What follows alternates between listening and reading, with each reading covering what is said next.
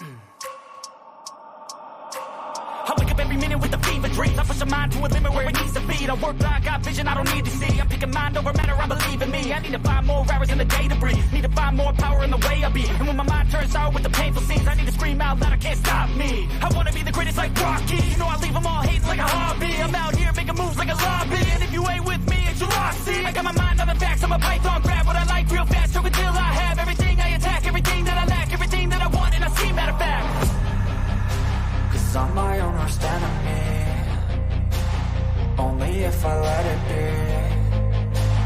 I can control anything if I can just think carefully. I control my destiny. Deep up in my mind I manifest it. Every morning I wake up obsessed, and everything I do the best. And deep within my mind you know I'll always manifest it.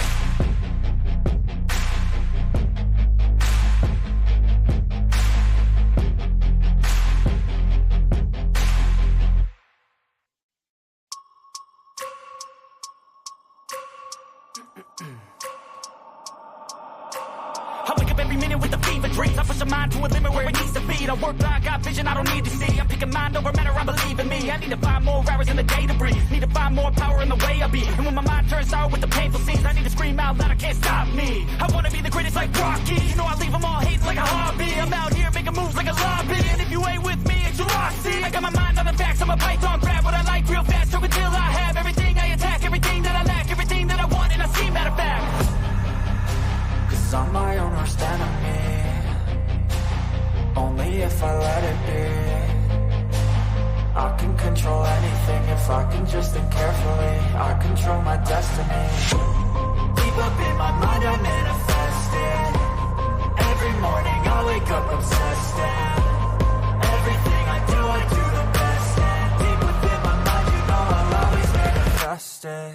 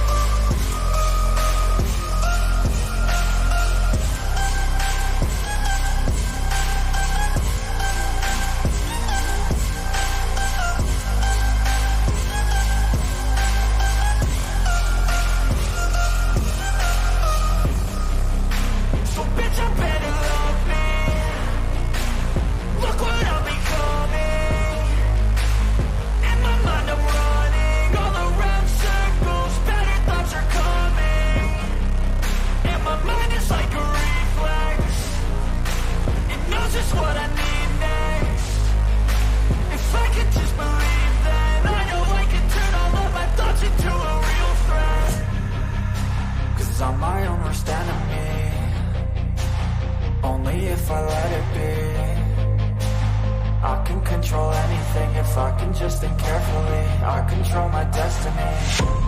Deep up in my mind I manifest it. Every morning I wake up obsessed, and everything I do the best. And deep within my mind, you know I'll always manifest it.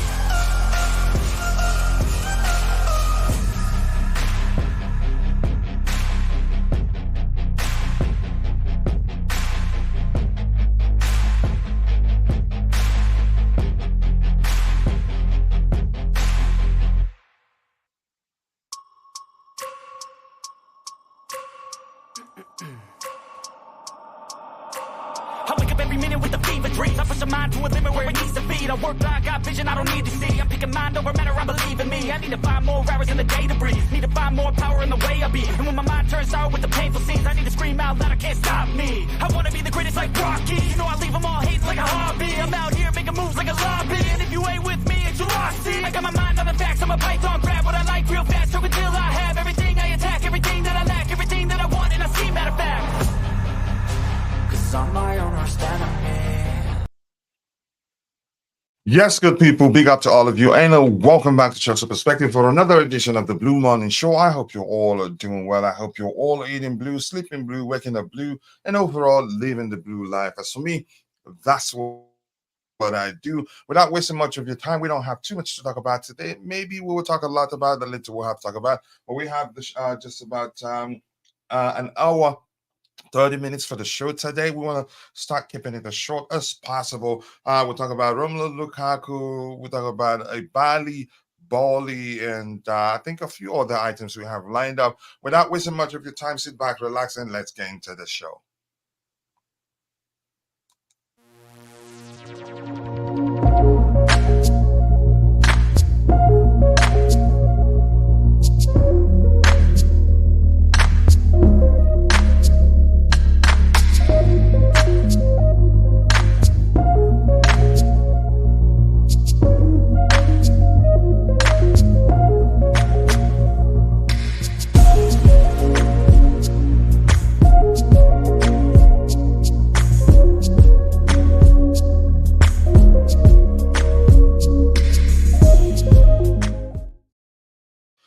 Yes, people, if you're watching and you haven't, please be sure to drop a like on the stream, and also do subscribe to the channel if you haven't. And quickly, I want to appeal to those of you who are watching, but for one reason or the other, you're not able to participate in the chat. Just know that we appreciate you, and that's because you watching alone does go a long way. But we want to ask you for one favor, one tiny bitty favor, which is to take a second and drop a like on the stream for us to help us garner more likes. And that's because the more likes we garner, the more the YouTube algorithm will be triggered and be forced to push the stream to more people who will be interested in the topics we have lined up. So without wasting much of your time, 23 comments already in the chat.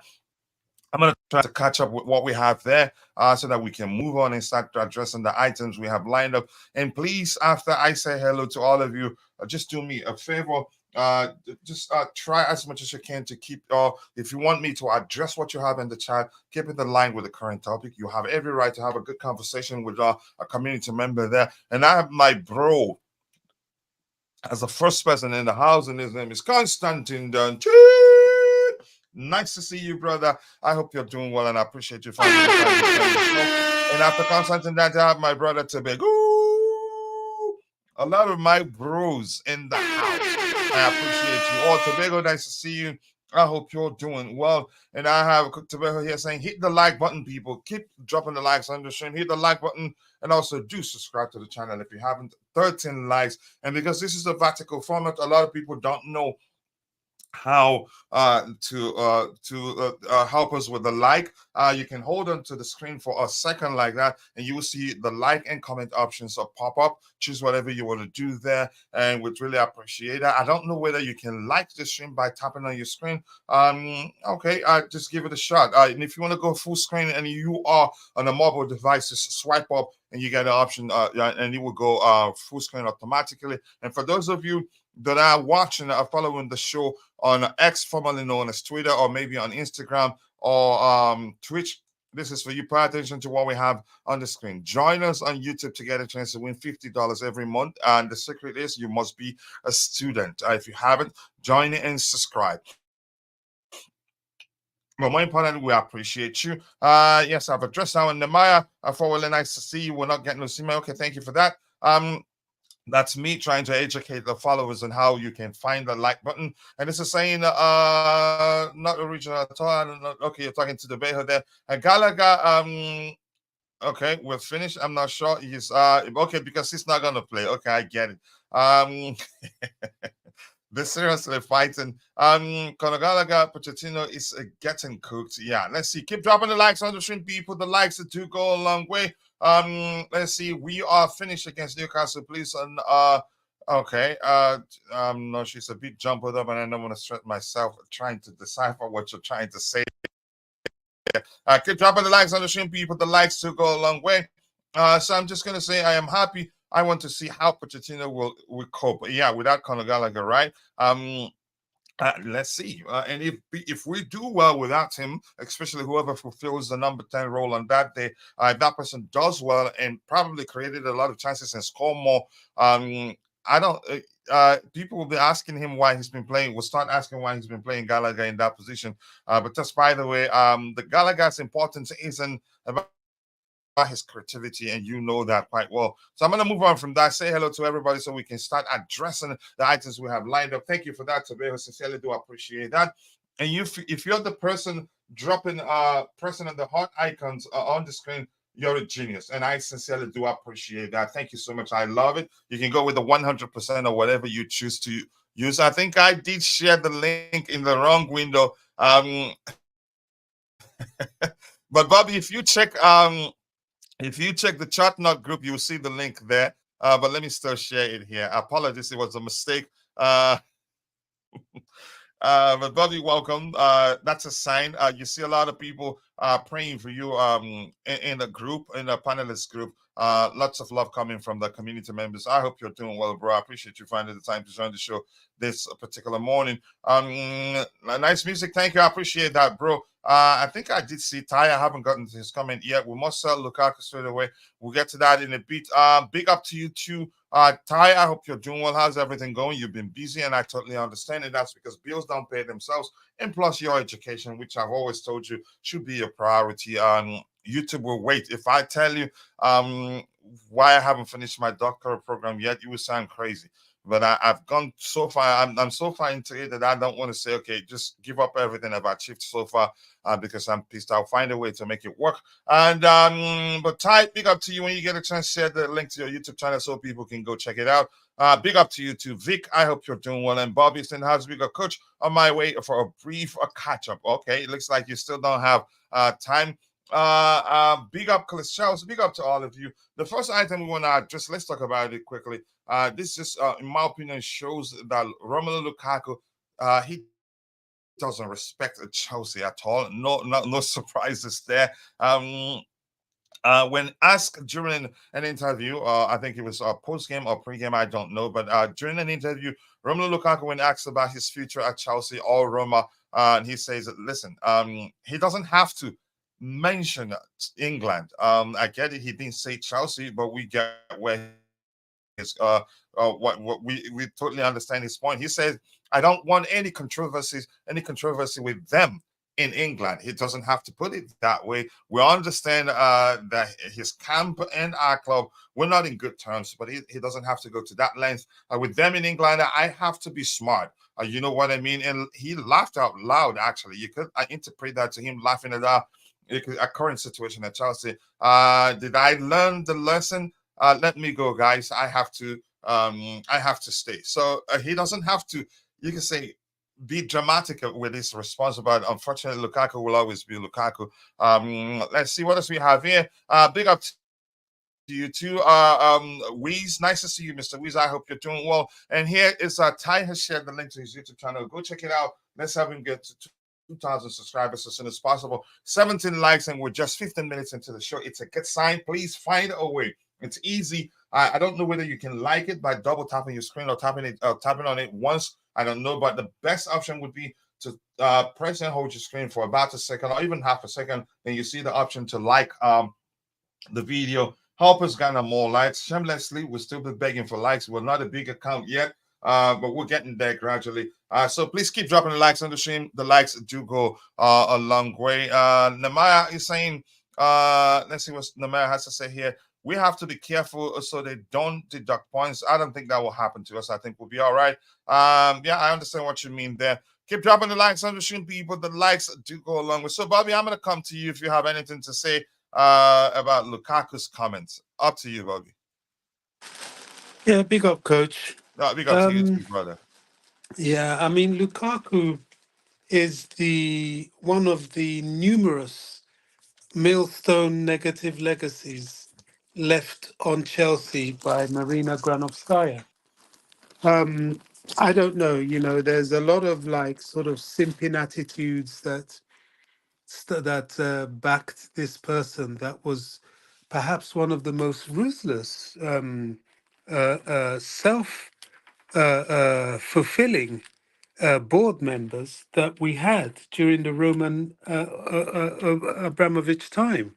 She was an opportunist. She was put in position because he trusted her.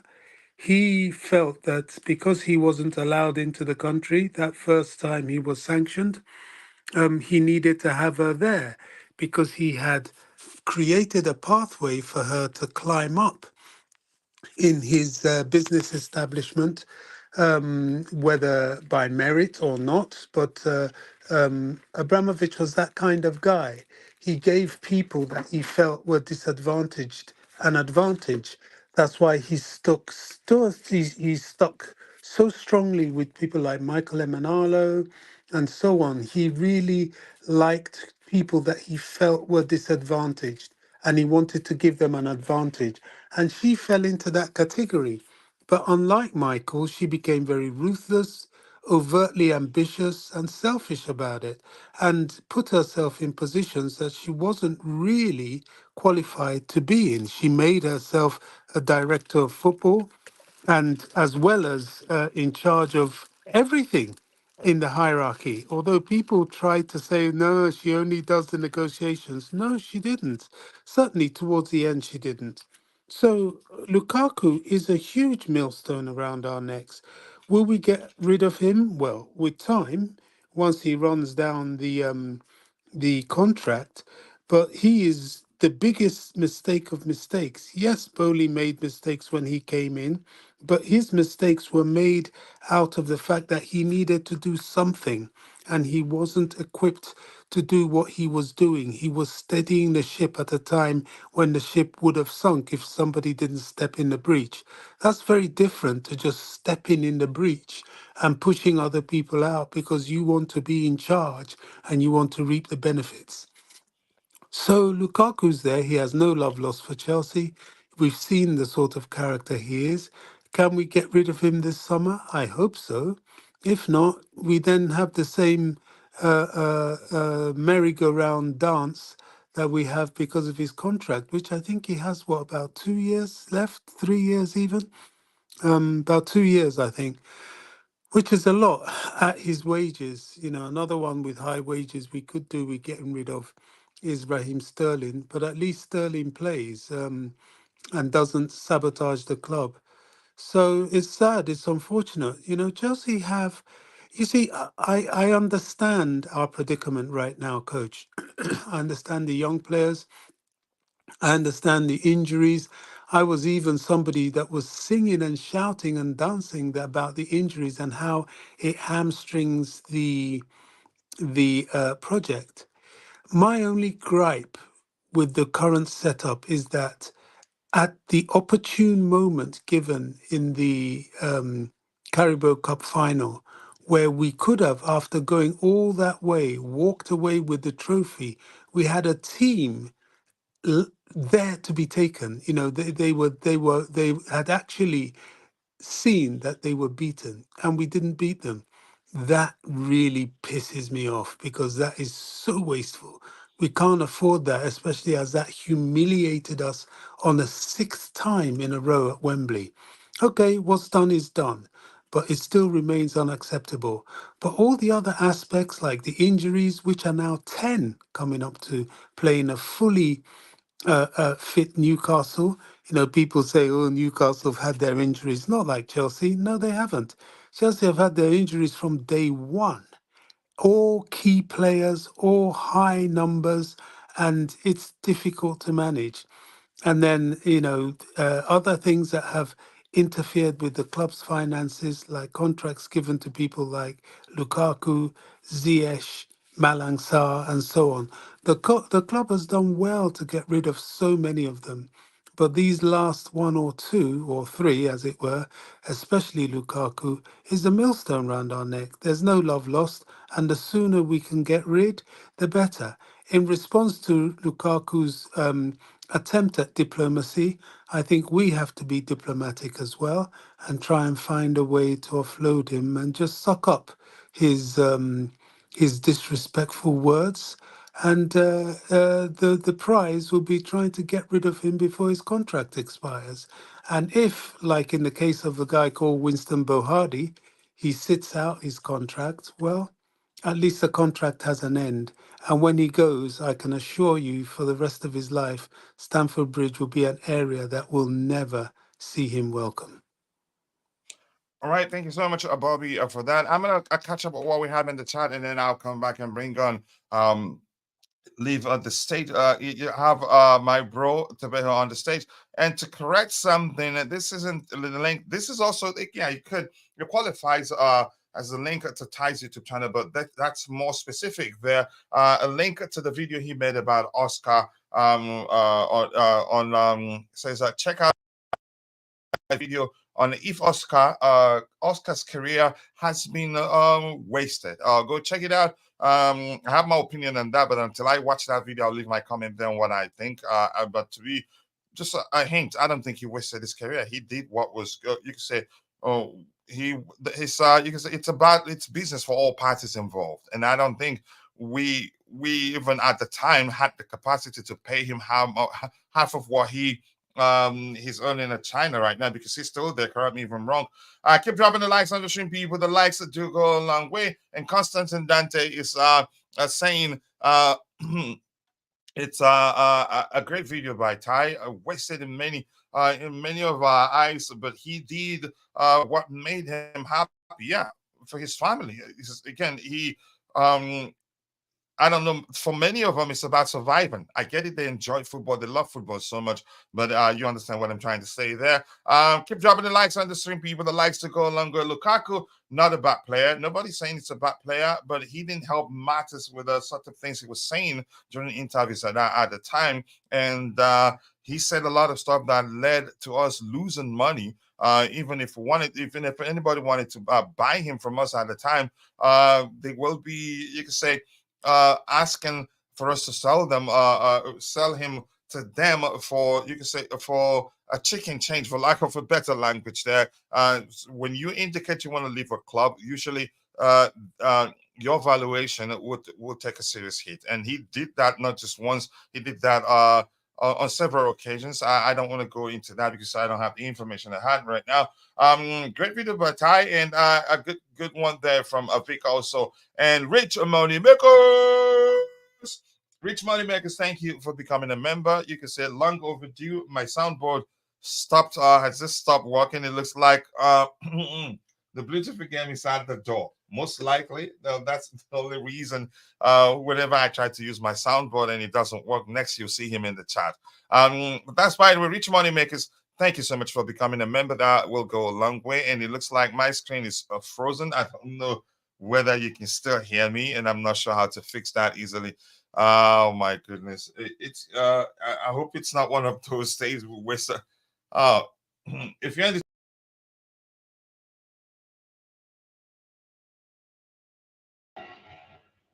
Bobby, I think we lost coach there. So I'm gonna say Bobby. Yeah, I'm here. Can you hear me? Yes, I can Yeah. hear you. I'm saying like it seems like coach lost connection. So I'm Okay. gonna yes, so I'm gonna say something about Lukaku. I don't think he must consider coming back to Chelsea after that awful interview he did with the Sky Italy, also forcing his way out from Chelsea. So overall, this summer, no more loans, no more loans. Just buy him, please. Just buy Yeah. him. Go away from Chelsea Football Club. I think they're trying, but the wages Marina put him on is what is making it almost impossible to sell him because everybody knows we want to offload and nobody is prepared to pay those wages. That's the problem we have. Still hear me? But he took a pay cut to Roma, right? So he can take another pay cut. Why not? Well, that will be up Go to ahead, him. Tobago. Let me find a solution to this, please. Go ahead. You two can go ahead. You know, if you listen to the way he's talking, he knows that at the moment the leverage is with him. So he can do what he likes. You know, if he wants to play football, okay, he might take a pay cut unless he goes to Saudi. If he doesn't want to play football, he can sit and run down his contract. So right now he has the leverage, which is the unfortunate thing. But the ownership, you know, they have to stay cool and see if they can reach a compromise, a solution that will suit everybody. That's the difficulty. It's a problem. It is a big problem they've inherited. Yeah, I agree. And then this signing was wrong for Thomas Tuchel because all of us we knew that Lukaku won't do well under Tuchel, and then we still brought him. So hopefully, this current ownership and sporting directors don't do mistakes like this. Never buy a player that the coach doesn't want. And then this is the problem with the recruitment team because we brought players like Leslie Okuchuku. That do they have their plan for him? I don't think Ro- so. Romelu Lukaku was the most expensive panic buy in football history. It was a ridiculous buy. We would have been better off not even buying a striker and going for him at that time. It was crazy.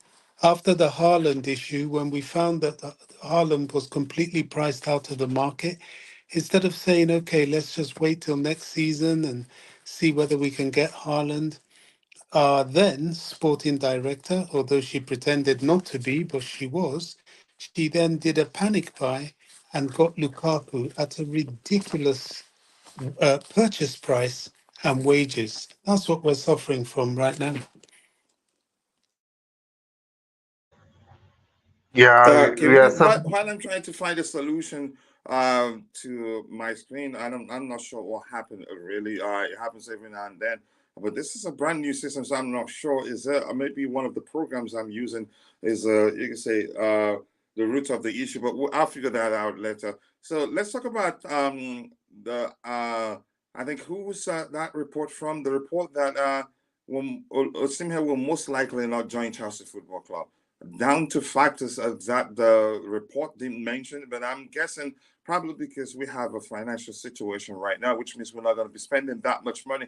And the fact that we mentioned, we've heard that Benjamin Sesko from RB Leipzig is also on Chelsea's a striker shortlist. I think the club will most likely go for him, and that's because he's good enough. He's not being, you can say, the best this season. I think of all the strikers that we've been linked with, Victor Gyökeres he's on fire. He's performed the best of all the three strikers. Osimhen, understandable why he is why Gyökeres has performed better than him this season because he's been out injured. Plus, when he recovered, he was also part of the just concluded AFCON competition in Africa. So, yeah, what do you guys make of the news that is most likely he will most likely not join Chelsea Football Club? And Bobby, why do you think that is the case? I think you're right. That was always the concern, wasn't it? You know, I think Chelsea may be priced out of the Osimhen deal, not because they can't afford him, but because of FFP, which translates to not being able to afford him, really. His wages will not be small, and we all know what the buyout clause is, which is over 100 million. Personally, now I'm going to really call it out. I'm sticking my neck out. Personally, rather than get into any sort of bidding war or that sort of thing, I think the sporting directors should be bold and go for Sesko. We have a young team anyway. Is Sesko a prolific goal scorer? Not at the moment. Could he But the become? potential is there. Yeah, the potential is very much there. I would go for him because I've looked at Osimhen in the African Cup of Nations, and I have to say, you know, he is potential. Everything I saw was potential. Now, how much more potential does he have than Sesko? I think he's a better player at the moment than Sesko, but he's also about 5 years older than Sesko. So, will Sesko be where he is at that time?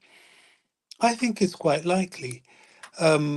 Would he cost less? If Sesko is about what, 30, 40 million, I would go for him. I really would. Um, um, we've done very well in marquee signings. We haven't missed out on one. But the whole Osimhen issue with PSG sniffing around and other Premier League clubs sniffing around who may be able to afford his wages, I don't want us dragged into that. Having said that, it seems like Osimhen himself wants to come to Chelsea. And if he's prepared to fit into Chelsea's wage structure, then the fact that we are 90 million overdrawn shouldn't really get in the way because there can be some sales that could make up for that. And we don't need to be blackmailed when we're trying to sell players. Because if the worst comes to the worst, if we make a purchase of a Osimhen and we have to take a hit with PSR, I'm sure the club will just shrug their shoulders, to be honest. It's better to have the players on board than not. I know that's a very, very reckless statement to make, but that is the decision they have to make. Either Sesko and bite the bullet or go for Osimhen and risk clubs trying to undercut you when you're trying to sell off players to pay for him. I don't know. It's a choice I wouldn't like to make, but if I was in their position earning their money, I wouldn't hesitate to make. I'll just go for Sesko, full stop, and let it Yeah. slide. Sesko has the potential. I'll find out what the cement thinks of your suggestion. But just quickly, let me catch up with what we have in the chat here. I'll come back to you in a bit, Tebago. Vic is saying Lukaku signed a new deal with a 30% pay cut and a 35 million release clause. Lukaku will never sit and run down his contract. We know that. At least we believe that's the case. But if he doesn't have too many options, I think he will sit it out. But that's a small opinion anyway. Yeah, but more likely you're correct. And no matter okay, having a conversation with someone because we were talking about Lukaku. Sesko, look at the opportunity he missed. I don't judge player by missing one opportunity. He's a human being. How about the chances? What's his name? Erling Haaland missed against us, and the subsequent games he played for Man City. I don't see us beating Newcastle. Let's see what happens if we find a way to offload Sterling, Chilwell, and Lukaku. We could offload this. We could afford Osimhen message. So right now we're talking about Benjamin Sesko, but God of Frogs, I had to humor you because you weren't here. Then we're trying to forge the habit of sticking with the topic, but you have every right to have a good conversation with a community member there. Yeah, go for 20-year-old Benjamin Sesko. That's what I think the club would do, actually. But if we get Osimhen, I'll take it. We're not going to answer questions right now. We get down to that. But let me see. Just quickly, how do I save that on a mobile device here? I want to highlight it. Start the comment. Bobby, I'll bring you back to a question that Rich Moneymakers ask you. And Rich Moneymakers, I just want to say thank you to you for becoming a member. My soundboard will not work until the system that got frozen. Maybe I made a mistake of letting it update. Maybe I don't know why. Okay, somebody else used it, so probably they let it update at this hour. But I'll once it comes on, I will appreciate you. But thank you for becoming a member. I will save the question and I'll come back to it and ask Bobby that particular question there. I will go for Sesko, and I believe he will do well. He can. There has to be something better in the market than 20-year-old Sesko. We don't know. Everything is what we're capable of doing. Times have changed.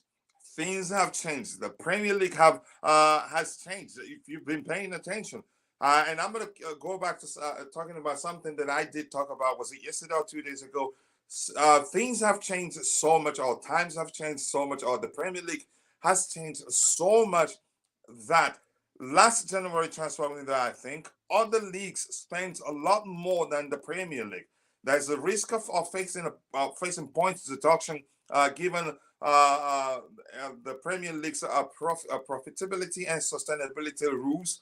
It's a huge issue there.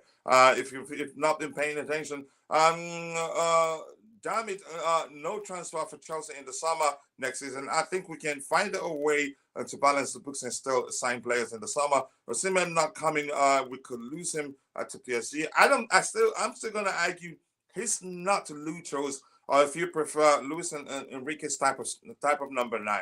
And a lot of people aren't paying attention to that.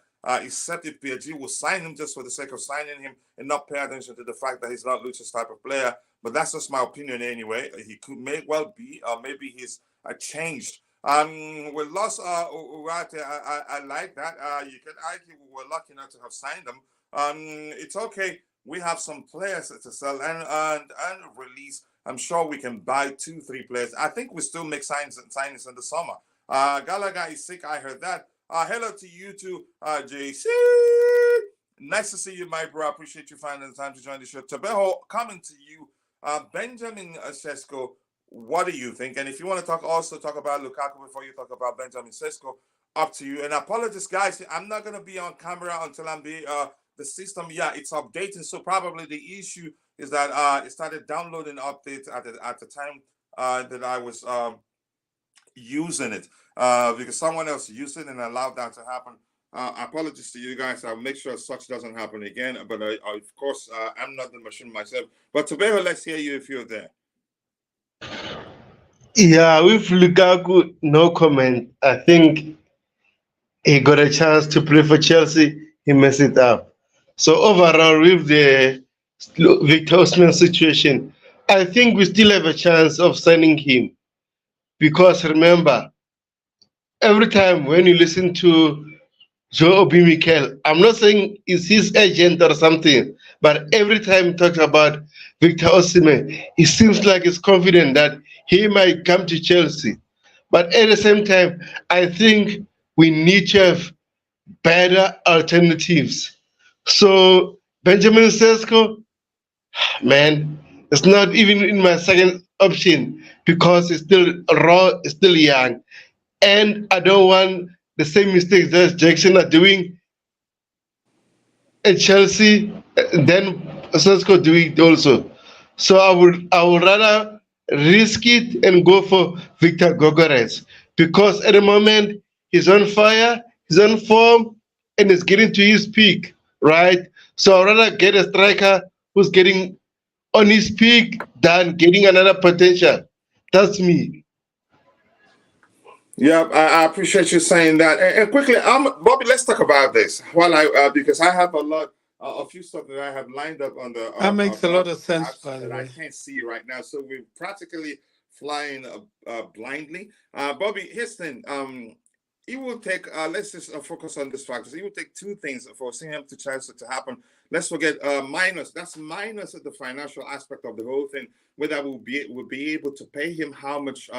he would want to be earning at Chelsea should he decide to join, if we end up signing him, or whether we'll be able to measure how much other clubs will be offering him come summer 2024. Two things about, you can say, us, I believe that we have an edge over other clubs that are interested in signing him, which is something that Tebogo already talked about. Mikel Obi being his, you can say, more like a senior figure to him, given that they played together for the Nigerian national team, and Mikel openly urging him to join Mikel's Chelsea, quite and confident, speaking confidently about the possibility of him joining Chelsea. The other part being, maybe that the two factors, it would take two things for that to happen. The pressure on him from Didier Drogba and Mikel Obi. The other one being us being able to afford him. Those two things have to fall in place for that to happen, because it doesn't matter how much Drogba and Mikel pressure him. If we cannot afford him, he's not coming. So let's hear you, Bobby. What do you have to say about that? Look, what I think is that if he's coming to Chelsea, then the moves would be being made now. The discussion is already in process. Can we afford him? Well, it depends what sort of wages he's looking at. I don't personally think he fancies PSG. I really don't. I don't think he wants to go there. That doesn't mean to say he won't go there, but it will be his second, third, maybe even fourth choice. I think he does want to come to Chelsea. And can Chelsea afford him? Well, it's only the current Chelsea hierarchy that can truthfully answer that question, because they and the sporting directors will be the negotiators. Certainly, Mr. Eghbali and Jose, I've forgotten his surname, will be negotiators at this current point in time. It's a difficult one, coach. It's a difficult one.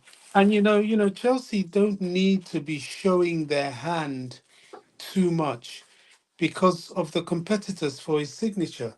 You just have to build up to it and then strike if and when you're ready, when the new transfer window opens up. That is basically it, coach. Is it possible? I think it's possible. I think it's very possible, that he comes to Chelsea. We've done it before. We've bought these over 100 million players before. I don't buy all this sort of panic mongering about the loss. The ownership seem very confident that they are able to spend in the summer. Yeah, so they hold the purse strings, and we have to go with them. So it is a real wait and see. This is no cliche. This is reality. The whole Lukaku Osimhen situation is a real wait and see. The point made about this Gyökeres, I've forgotten his name, and is a very, very valid point. It can't be worse than we've got already. Sesko, yes, I understand that point, because he's only a fit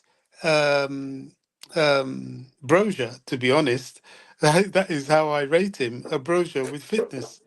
So it seems either Gyökeres or Osimhen looks the most sensible option at the moment that we can see for a striker this summer. Yeah, go ahead, Bobby. You still there? Yeah, I am. I've dropped, really. I've just made my point, and that's it. We have to wait and see whether it is Osimhen or whether they.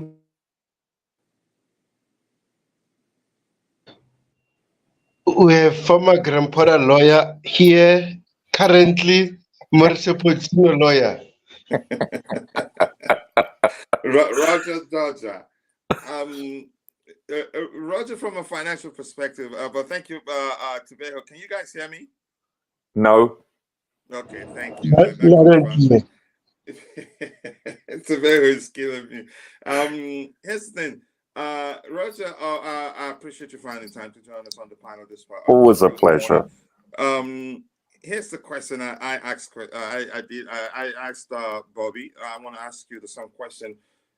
Do you think we can afford to see him, given the fact was it a loss of 90 million or how much? I can't quite remember. 90.1, I believe. 90.1. Do you see us being able to balance the books and not worry about the losses and still be able to pay for Osimhen in the summer? Because one thing is for us to have our former players pressuring him to join us, but the most important part of the whole thing is us if we can afford him. Do you think there's a chance we'll be able to balance the books and be able to afford him in the summer? Because some people have serious concerns. I get it. Bobby called it fear mongering, and but I think we should be concerned really, because times have changed, things have changed. The Premier League has also changed. Yeah. Hola, gentlemen. Bobby, Tebago, always a pleasure, gentlemen. Always. Listen, one thing that no one's really mentioned that we talked about on Mitch's show last night is how deep is our tea lady squad? How many can we sell? No, but seriously, I don't know. It's a valid question. I suspect that if we can come to some sort of agreement with the Osimhen camp, it's possible. It all depends on probably how much revenue we can raise also. Net revenue, by the way, I'm talking about. By selling players potentially. That would, in all likelihood, have to be part of the equation. I think that's a fair assumption. Unless all of a sudden we are able to sign some huge naming right contracts, like we get a naming right contracts for Stamford Bridge, or etc. Without that, listen, Osimhen is going to cost about I'm using euros here, correct? About 130 million euros. I think it's around 112 million pounds. Yeah, it's a lot. And Victor Gyökeres, he's close to 100, give or take, correct? Which 100 million euros, yeah. Yeah, which is 85 million pounds. This is a lot of golf balls, gentlemen. Now, I believe, I'm not sure whether this is euros or pounds, but I believe Sesko's is 43 million. Around that. Yeah, is that euros or pounds? I think euros, around that. Okay. But let's say he will cost he won't cost up to 50% of the transfer valuation of the other two players. Well, actually, nearly a third of Osimhen and about a half, you're right, of Victor Gyökeres. Listen, Victor Gyökeres is indeed, there's a valid point you chaps brought up, for Sporting. He's indeed on form. He's a huge man too, if I'm not mistaken, like 6'5". The good thing about all three of these prospects is they're amazingly good in the air. So they're an upgrade from any number 9 we have. Broja is good in the air too, don't get me wrong, but A, he hasn't been fit for us, and B, he's not with us currently. Sesko, I think when I look at him play, and I've only watched him play a couple of times, and I've watched, I'd say in the last week, about an hour's worth of comps. He seems to have very good footwork for a man this big. He's like 6'3", 6'4". He's big. They're all big, powerful, and strong. They all dominate aerially, which I love. That to me, it's a prerequisite for a number 9. It just has to be, because we cross the ball centrally. We should anyway. And so they all tick those boxes. If you look at, yes, they're all based on potential, with the exception of Osimhen, who I think is a proven commodity. But the negatives are all three of them are not Premier League proven. Now, that doesn't mean to say that they cannot play in the Premier League and be successful. But it's an important thing to mention. It's something to take into consideration. Yeah, the better language there.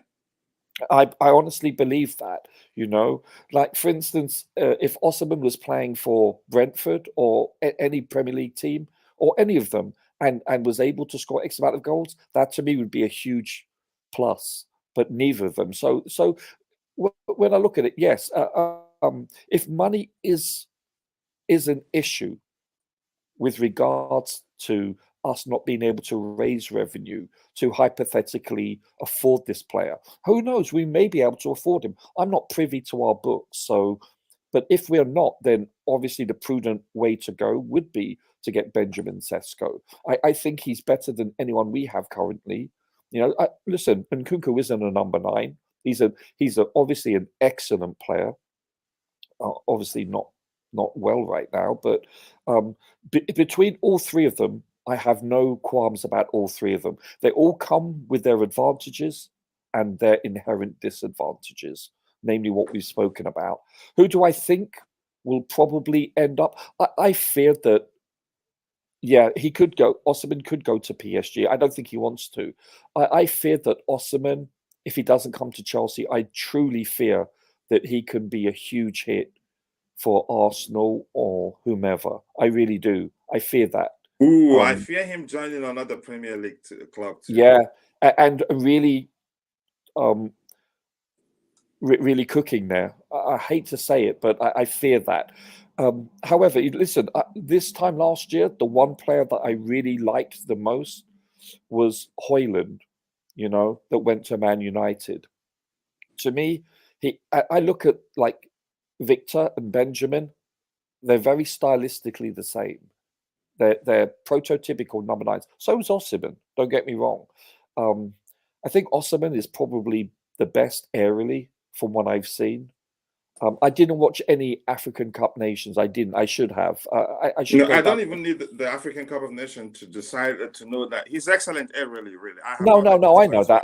I've seen him play in matches and in comps. I just haven't. I didn't watch any cup games. I should have though. I still can actually, but to me, if I had to pick one, the only thing is the, for instance, when I look at the price tag for it's monopoly money. It's just like 100 million euros, 130 million euros. Listen, however, would I prefer to spend 130 million compared to 43 million, knowing that Osimhen would take us to the promised land? Of course I would. But there's no guarantee, though. I'm a little bit more reluctant to be splashing the cash because we've done this twice, well, technically 3 times for over 100 million, and neither of them have exactly lit the place on fire. So, and we're a little bit jinxed in this number 9 show, in case you haven't noticed lately. They're rare. They're expensive for a reason, because it's hard to find someone that can get you 20 to 30 Premier League goals a season. They don't grow on trees, gentlemen. They just don't. And that's why they're at a premium price. And I still want, I know it's going off subject a bit more, but I would still love to bring a Jamal Musiala and a João Felix. And if that means we can't afford an Osimhen, but we can therefore afford a Sesko with either a João or a Jamal, then I would go for that. Do you really think Bayern would in the next 5 years sell Musiala as long as he's improving? He's got 1 year left. He's got 1 year left on his current contract? Yeah, I believe so. And he said that he's not extending it. Jamal, I didn't know that. Okay, let's give it a shot. Yeah, I mean, to me, he's one of the best young players in the world. I mean, he oozes class. His footwork is sublime. And I think I've heard somebody say that he still loves Chelsea, would want to get a chance to play for the club again. But I don't see Bayern. Even at that, I think Bayern will find a way to extend his contract. But you just said he's. I believe so. Said he doesn't want to extend. Yeah, I believe that's what reports said this week. So I don't know. I really like Jamal Musiala. I mean, who doesn't, right? I hate him. Naturally. No, seriously, if you're a fan of this sport, you can only admire how good he is. And I'm just saying, hypothetically, I'd rather get either João Felix or a Musiala and a Sesko, as opposed to just one number 9. When you look at the package of both of them nominally, so but you know what? But then again, Victor is El Fuego right now. He's on fire.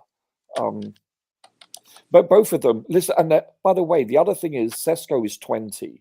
He's going to be 21. I'm not sure when. Yeah, he's still very young. Yeah, the other two are 25, if I'm not mistaken. So I think Victor is 24. I think so. Okay, so you're looking at them a little bit older than Sesko, so you've got more time for them to develop also. So that's a factor. The only disadvantage about him being 20, however, is the fact that he probably, leadership qualities don't usually mature till later on. So that's another issue. It's like, can we afford to have another embryonic player in our squad?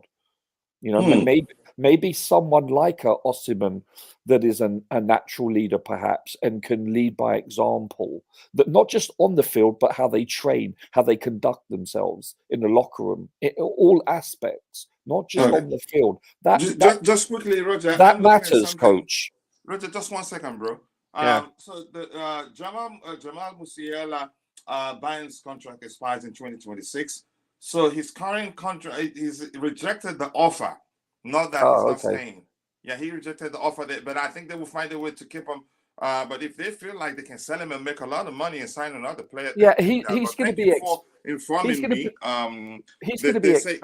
The report here is saying they're not in a hurry because they still believe he will accept. They will offer him an improved offer. They will present him with an improved offer, and they hope they believe he will accept it. But go ahead with what you're saying.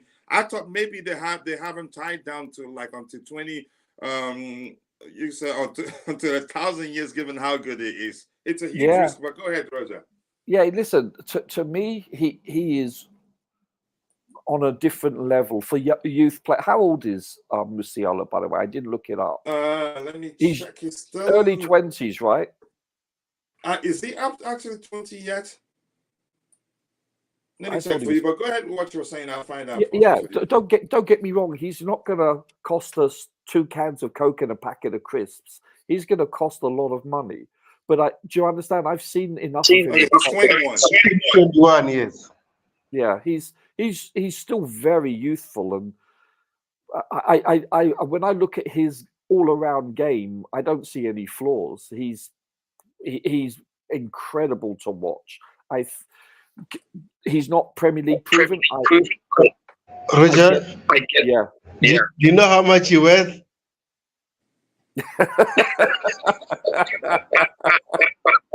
€112 million. And that's with just 2 years left on his current contract.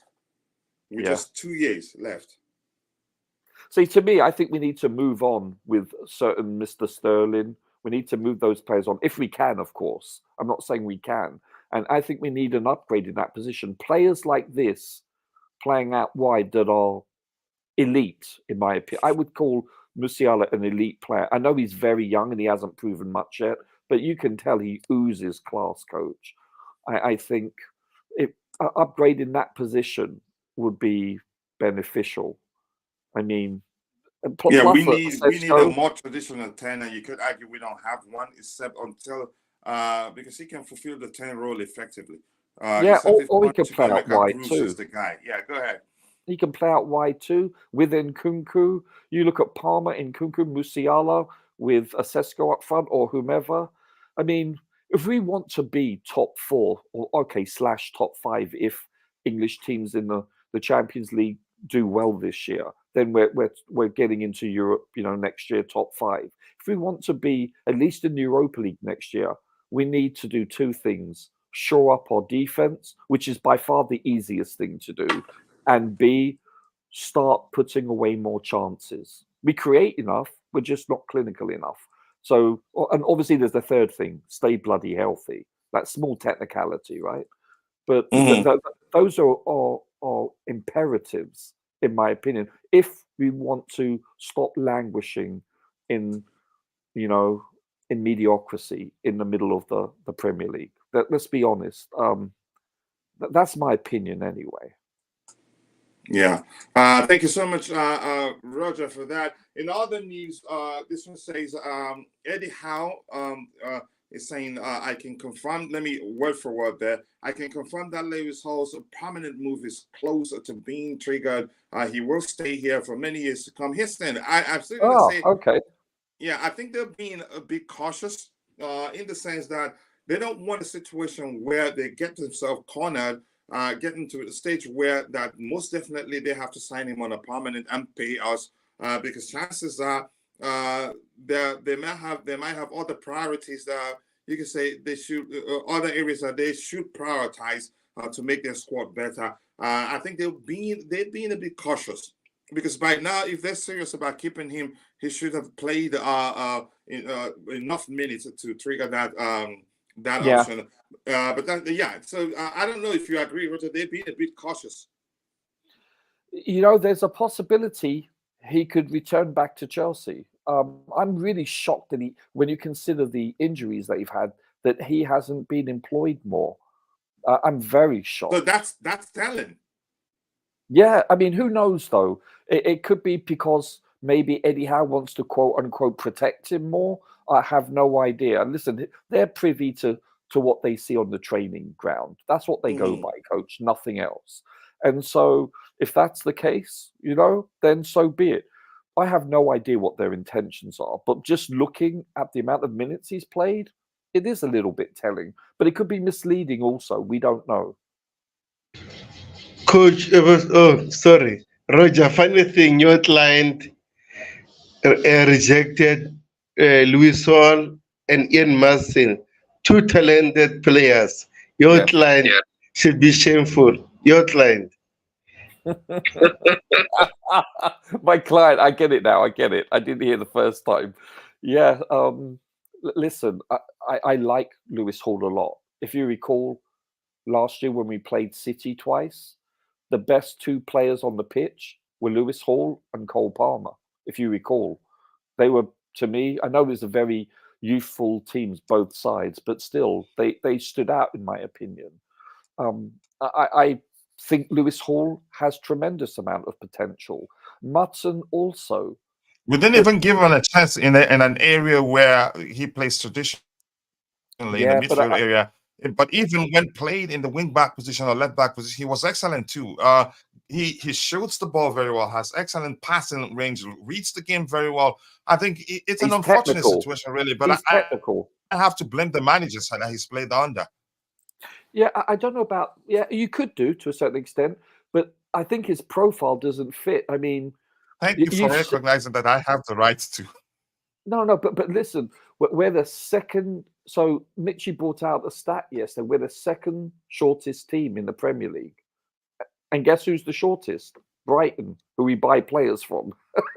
So that's a telling stat, and you notice that, for instance, when we had wing backs that were injured, or fullbacks, however you want to term it, we put Colwell there because to compensate for the lack of height that we have all over the pitch, because our DMs are not very tall. They don't challenge aerially, you know. So you have to look at the whole picture from 10,000 feet, not from ground level.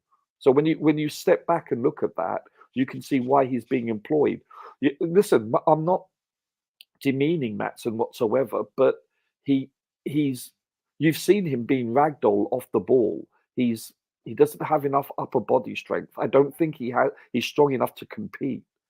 You know, who knows? He can, of course, improve his upper body strength and gain muscle mass, etc. But there's very few people that are able to compete in this league. We saw this multiple times with Ziyech, with Pulisic, etc., that are actually bigger than him and failed. They just are always muscled off the ball, and this is a concern, especially for a defensive player. So if you look at that in context, I understand.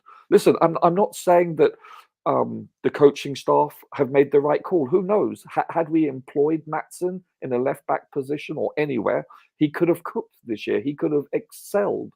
I'm not saying he couldn't have, but in all likelihood, I understand the reasoning. You know, Bobby will be the first to back me on this. This is a physical league, and we can't have players that are, especially when you're going up the likes of West Ham and Brentford, etc., and Liverpool, that have behemoth men. These chaps are powerful. They're strong. Have you not noticed we're bullied all over the pitch often, especially aerially, especially on free kicks, set pieces, where we're bullied? This is one of our weakest points, and Mutson would only add to that, I'm afraid. That's how I see it. That doesn't mean I'm right. That's just my interpretation. Yeah. Thank you so much. Let's give those in the chat the microphone for a bit. I'll come back to the panel. We'll talk about other items we have lined up. The system is up and Can I running just again. say one thing? Yeah. Can I just say, if we have, hypothetically, we clone Messi and we put 11 Messis on the pitch, we would not succeed. Do you see where I'm coming from? Mm-hmm. Yeah. Yeah. And I want to appreciate Bobby. He and where's Bobby's comment here? Bobby has Where is reached Bobby? a milestone. He's been a community, he's been a paid community member for over a year. So that's why his badge changed to a golden with the Chelsea lion in the middle. Bobby, sincerely do appreciate you. That's not easy. I think he was on the panel here, probably had to leave. Oh, he told me in advance that he's going to be brief. His stay on the panel will be brief. Yeah. So I totally forgot about that. But I just feel like I should appreciate him. Yeah. Bobby, sincerely do appreciate you for that, for all your support.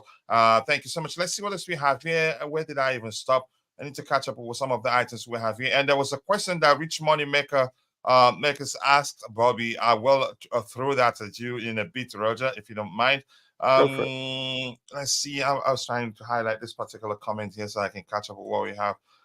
Where is it? Where is it? Where is it? Where is it?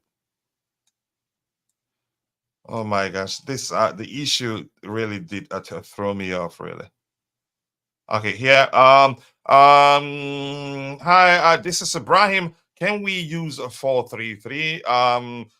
Maybe. I think we can. I think we have the players to play with that structure. I think we'll play that a lot once Romeo Lavia recovers and is part of the team. What kind of injury does Romeo Lavia have? I don't know, really. I'm not too sure. And JC here saying, hi, I don't want to disappoint you all, but transfer window closed 2 months ago, and next window is in around 3-4 months. We can't be much further from the window. We better discuss how to join Strasbourg protest. Chances are it's in the works, but I don't want to be part of a protest, really. And especially when I don't know what I'm protesting for right now. At least that's how I see it. I mean, feel free to help them pay for the banner and support them however you can. You do go for it. Let's see.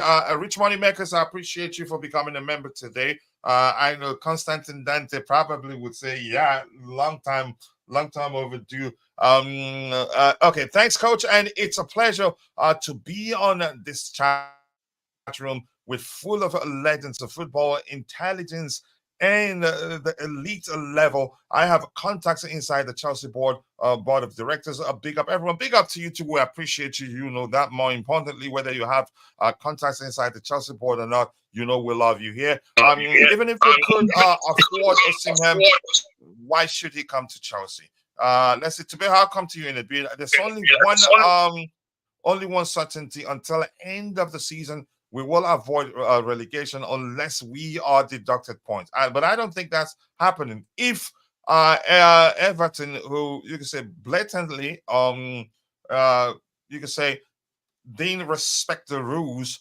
if their points deduction got reduced to 6 points, I think -4, I don't think we get anything close to that, because the owners will argue whatever happened didn't happen under our reign. I think it makes sense.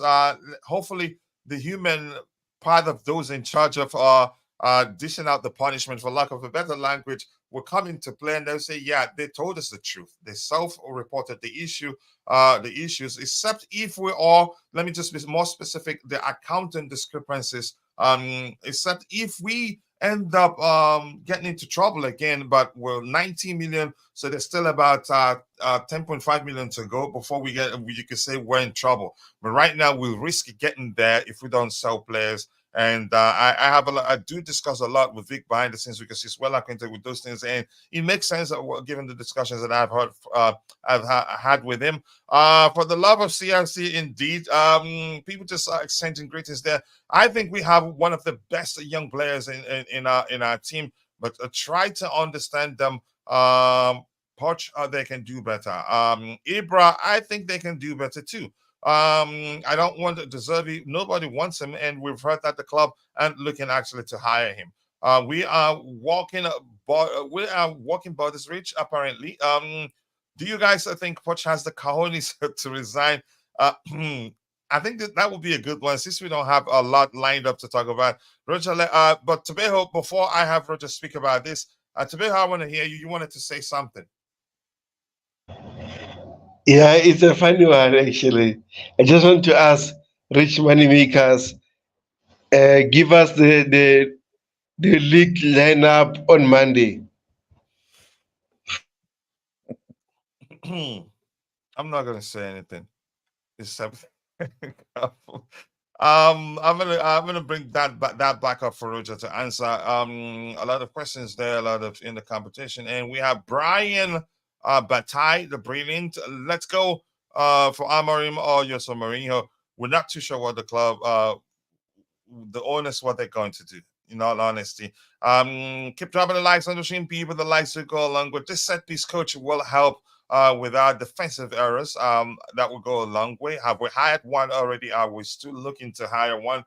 I'm not too sure. Poch has no tactical approach to face a low block teams compared to high blocks. Heston, no matter how you see it, we must consider the fact that actually we're not equipped, we're not properly equipped to deal with low block positions, given the personnel we have within our ranks. I'm not sure how else to phrase that. Okay, just keep dropping the likes on the stream, people. 22 likes. We should be doing way better than that. And we have 430 views in the back end. That takes a while before it reflects in the front end.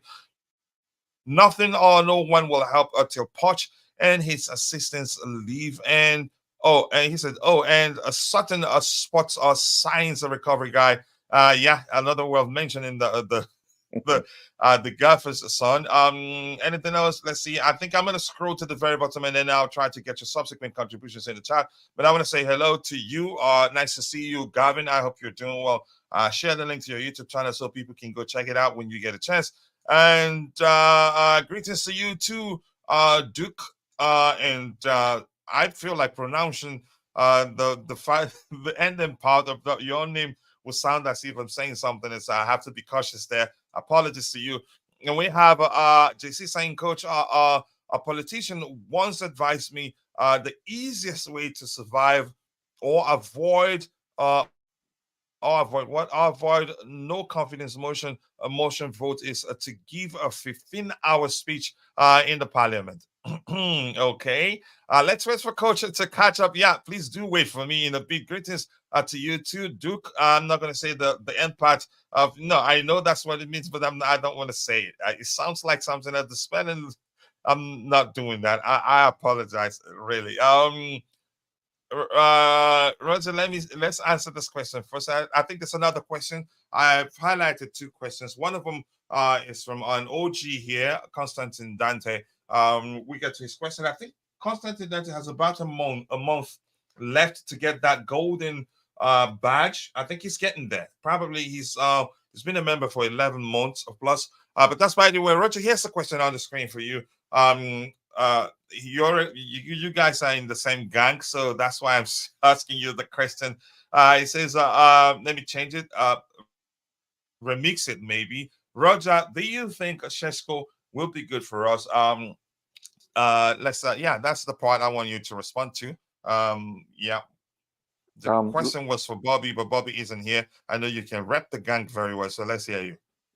Last time I checked, I don't have a magic ball to predict the future, but listen, as I said earlier, I think all three of those people, and I'll throw in Kane and Ivan Toney. I think all 5 of those people have the potential to be successful in a Chelsea system. Yeah, I'm stating the obvious, right? It's like saying, yeah, a 21-year-old Pele could do really well for us also. I get it. Okay. Sesko, I don't know how much everyone has watched him play. I've only watched him play a couple of times. And I quite like him. I really do. I would Another not be. person that likes him is that much is IBZ. He's been calling for us to sign him since 2 seasons ago. And IBZ, if you're listening, we haven't forgotten about you. We hope Yeah, you're hello, doing IBZ. fine. Yeah, go Yeah. ahead, Roger. Listen, the more I watch him, the more I like him. What's not to like about him? He's very young also. When you consider his age, you know, as I said, to be honest with you, I watched the Leipzig Real Madrid game. Did anyone else watch that? Yeah, he missed an opportunity one-on-one with the keeper. It was a good save, solid save. I think he could have crossed it perhaps. And but you know what though? I've also seen what he does with the ball. You know, sorry, in a deeper My line biggest position. issue with him, something I've also done the research, his awareness is something he has to improve on. You can say the more experienced he becomes, I think he get better at that. Go ahead, Roger. Yeah, I think that's a fair bet. Yeah, and that comes with the territory when you're 20, you know. But his ceiling is high. But we hear this about virtually every player we've signed, with the exception of Silva, right? Let's be honest. That's all we're talking about. We've purchased virtually the vast majority of our players based on their potential, their ceiling level. The bar could be very high with this player. Listen, as I said, I like Jackson a lot. What he does, he does very well. Conversely speaking, what he does not so well, he does very poorly, you know, namely aerially speaking. But, you know, in his defense, he's not a bloody number 9. Never has been, with the exception of a few months, you know, so prior to coming to this team. So, you know, you can't, it's like, you know, John Terry going into golf. Was it Terry that went into golf for us in emergency once? It's like, what, you're going to criticize him for his goalkeeping skills? Come on. It's the same scenario, right? It just put things in perspective. I think Sesko, listen, he's big, he's powerful, you know, he's good aerially, he's good with both feet. He has serious potential, but you can say that about Victor also, you know, and about Osimhen also. Well, Osimhen, I think, is elite already, basically, in my opinion. The other two have to prove themselves to be that way. I don't mean to disparage the other two, but I think Osimhen's on a different level because he's been doing it at a higher level than the other two. And obviously he's older, but and not probably by much. He's done it more consistently than the other options. Yes. But then again, I don't mean to sound rude, but he's been doing it in the Italian league, and he did it in the French league too. Yeah, but that's actually, I'll be honest with you. The French league is quite a physical league. You know, it's not a finesse league. You know, like the Italian. And just quickly, physicality is a list of my concerns when it comes to Osimhen. Yeah, but his medical. See, the other thing is, I look at Sesko, and I'm going to. I don't know whether I said this on your show yesterday or when it was. I apologize, but I really do think we need to start looking at, when we're looking at a player, I think their medical history, and I think their leadership qualities. Yeah, it was. We did talk about that. I mean, it's become too much that we have to start doing that. Coach is becoming laughable. If it wasn't for the fact that I'm not crying, I'd laugh. Do you see what I'm saying? It's becoming ridiculous. It really is. It's every day. Yeah, seriously. Don't you expect every day you wake up to see, okay, who's been added to the injury list? That's how I feel. You shouldn't have to have this mindset each and every morning, coach. You just shouldn't. And I think the more we look into a person's medical history, their tendencies, I think that should be a greater part of the equation moving forward. I really do. Osimhen does have some concerns in that. Be honest, do you have concerns? Can he compete in a more physical league based on the fact he's missed a lot of games? I've seen his No, medical. I don't. Given the fact that he's played in the French league and I've followed him since his under 17 days, I have other issues. See, to me, it's a one. Let me concern. just make one clear. Yeah, go for it. I've been saying if Mauricio Pochettino is our manager, I don't want us to sign him. The same thing I said at the time that if that I was telling people that Tuchel is not known to play with traditional number 9s and Lukaku is even But in the case of Osimhen, I'm willing to give it a chance. That's because he's still very young and can maybe adapt. But another concern that will not go away is the fact that a lot of people, again, the expectation on him will be that he'll be scoring 20 goals, 30 goals per season, forgetting that the manager's approach means that it's always fluid. It will not be a situation where every time we get to the final third, all our scoring opportunities will be channeled through a single individual, being Osimhen. That is if we sign him. Right. So everything changes. It's a fluid approach. The goal tally, overall tally, will be divided amongst those playing in the front line, which means he's not going to be scoring that much. And Chelsea fans will turn on him. Okay, can I just say something? Even if it's creating chances. Yeah, right. I get I get that. But have we been able to play with a proven prototypical number 9 in a 4-2-3-1? We haven't for a while. If anything, we'll be ruining them. Right, in a 4-2-3-1 since Poch has come. No, we haven't. I think the reason why we're more fluid, like he proved Poch can do that with Kane, playing in a 4-2-3-1 with an established number 9 up front. But Kane is a different breed of number 9. Even if you call him hybrid, he has a lot. The guy's an excellent player in terms of dropping deep, creating chances, his ability on the ball. He's different. Yeah, he's an all-around number 9. But the reason why he drops deep is not because he wants to drop deep half the time. It's because he's not receiving the ball. So he drops deep. And you could argue also the manager's demands of him. Yeah, that's true. But you understand, you see that with England. He drops deep because he's not receiving the ball, not because he wants to. His instructions, his MO is to be the furthest forward person in the box. Yeah, fox in the box, as they call it, right? And so I believe if we have an Osimhen, at Chelsea, I think you're going to see the same setup that you saw in Spurs. You have a proven goal scorer that is able to score with both feet and his head, and you will see him being more predominantly in the number 9, more so than you see currently, because you have, no disrespect to Jackson, but this is not his inherent position that he's played throughout his career. He's usually out wide. Which is why we've been saying just let Jackson be Jackson. Yeah, exactly, because it's unfair. Why don't you just put Jackson in goal then and critique him as a goalkeeper? Because it's unfair to criticize him as such. The fan base shouldn't do that. They need to have a greater understanding of what's been expected of Jackson. That's why I don't come down on him like a ton of bricks. Am I disappointed in him sometimes? Yes, but am I also appreciative of him? Very much so, because I tell you what, Jackson is incredible at pressing and hustling.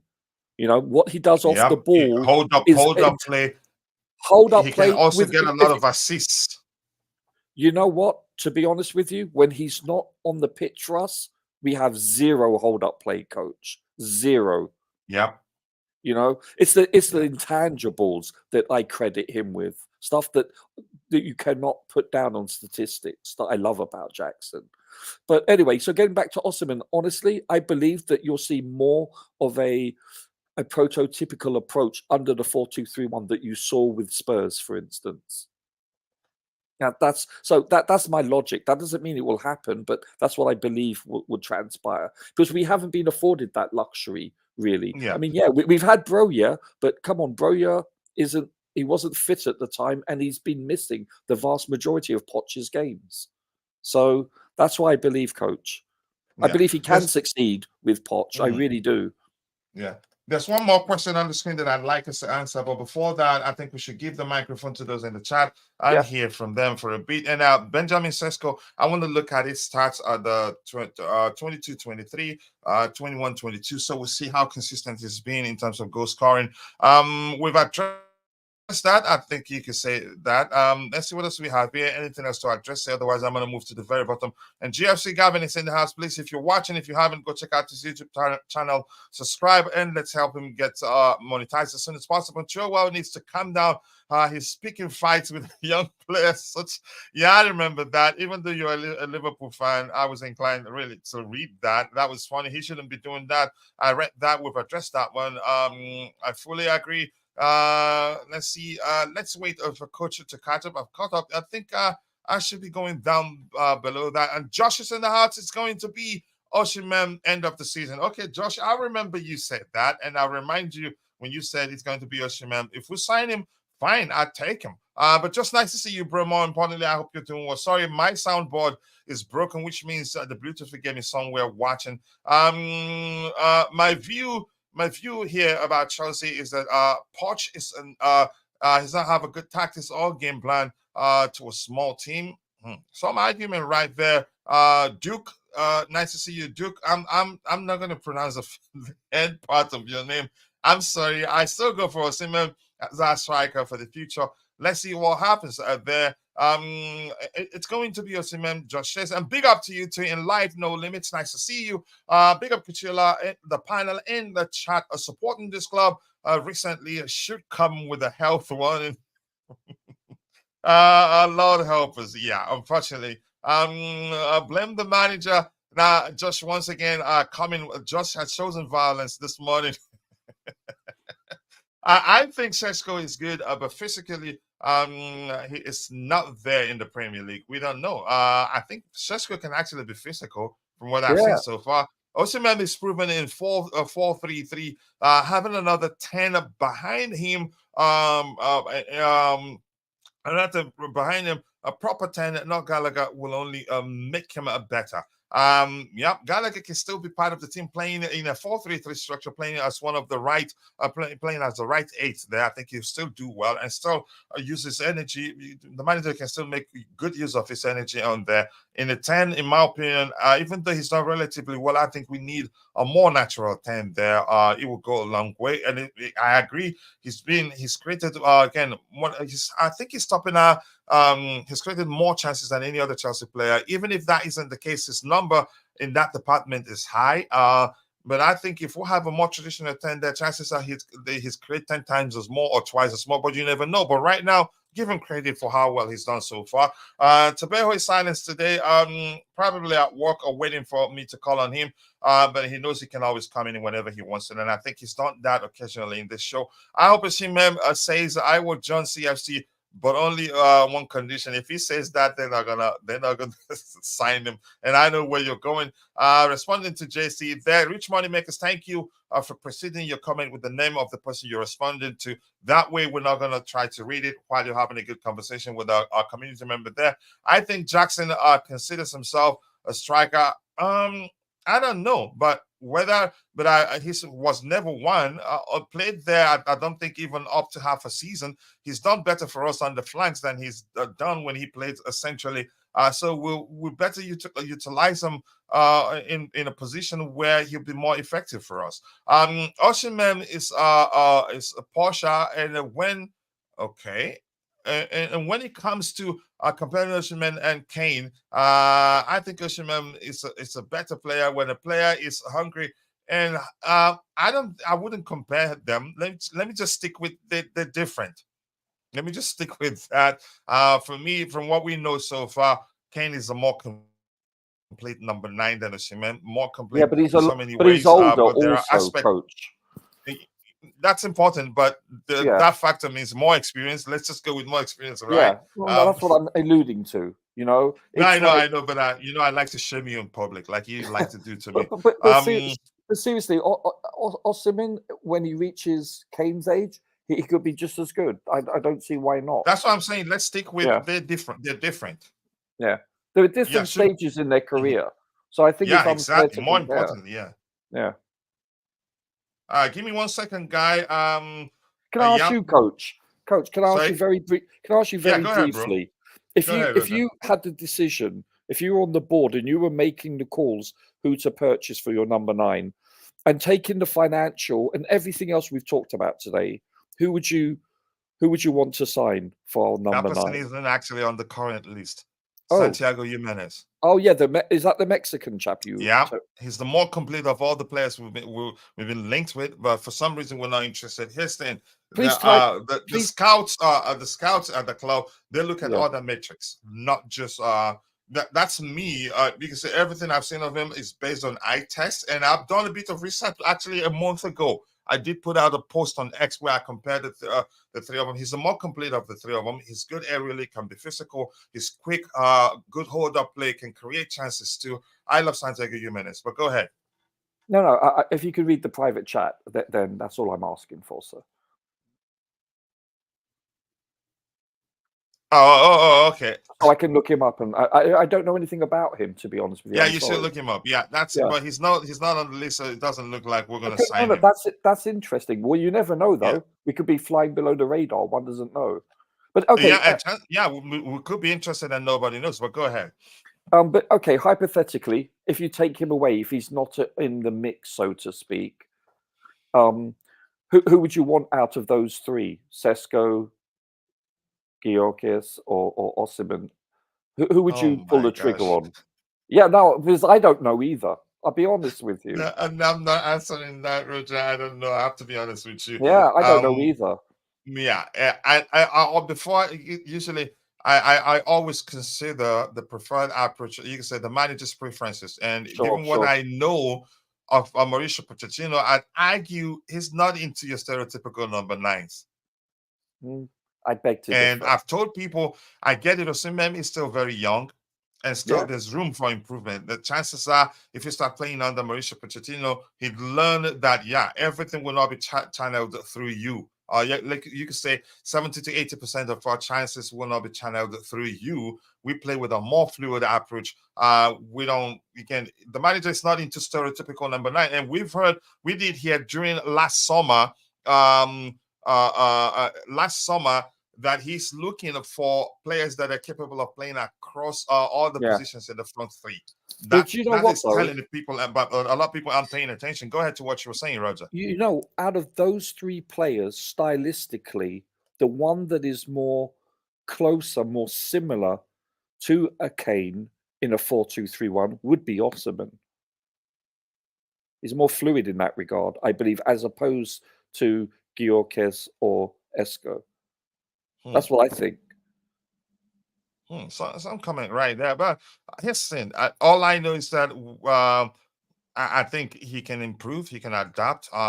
He's still learning. At 24, he's still learning. But I've always told people my biggest concern is that he's played as a stereotypical number 9 all his life. He's played at clubs where a majority of the chance, let me just use the term majority, let me not use percentage, because that would mean throwing numbers out of my wazoo to you. He's played for clubs where majority of the chances they created were channeled through him, leading to him having again high volume of goals scored in plenty of seasons right now, not just one. About 4 seasons in a row he's done quite well, but we'll get to that in a bit. I think we have to give Pochettino time because we have seen many managers losing matches in their first season. And here's the thing, to his credit, I'm going to say this, and I did say that before, but my argument is different from that. If you check his look at his record at all the club that he's coached, he usually have his starts to life in those respective clubs haven't been rosy. He's struggled. So to his credit, you could argue, and I hope that's the case. I hope by the time the season ends, we start firing in all cylinders. But if you know me, you know where I stand, and I mean, nobody. Who's to say that tomorrow he's not going to become one of the best managers in the world? People will learn, and hopefully he's learning. I want my club to do well. Coach, look at Klopp. I'm telling you, his first 2.5, 3 years in Liverpool, he was so stubborn. He would not be pragmatic when he had a lead. He he lost the lead so often. He changed. His philosophy changed. So yeah, people can improve. Obviously, they do as time goes by. But you know, I don't know. No, my issue with Pochettino. Yeah, take a swing. Yeah, my issue with Pochettino already knows the Premier League. He's been here for 7 years. So I don't want any excuses saying he needs time to settle. Why are you settling while you know the Premier League is so hard? Come on, guys. Let's see. One thing is sure, he's going to be here to the end of the season. Whatever happens beyond that, I do not know. But if we're going by what we're seeing out there, it's sounding as if he's already gone. You really believe that? I don't believe that deep down. That's because here's the thing. I've said this 1,000 times. The owners are big believers in numbers, and according to them, and the truth remains, numbers show that had we been clinical in front of goal would be in the top 6. So no matter how you argue whether he's the man or not, if you argue with any intelligent person that supports him, they will bring you back to the fact that, yeah, we've been the most wasteful side in the Premier League, and had we been clinical in front of goal, would be in the top 6. So I don't argue blindly. I recognize that. I think there's a strong possibility that the start of next season, I believe that I think more than not, that he would be our starting manager. And I think nobody knows. Assuming that the bottom doesn't fall out, I'm assuming that he'll probably be given till Christmas time. You know, I think that's a fair assessment. But one doesn't know. Listen, if we start to lose and look really poor the remaining 12 games of the season, etc., then yeah, he could be let go. But I'm assuming if we carry on or even make a slight improvement in the trajectory of things, then I think they'll give him. Plus, there's the financial aspect that if he's got less than 1 year remaining, the ramifications of letting him go will be far less than having more than a year.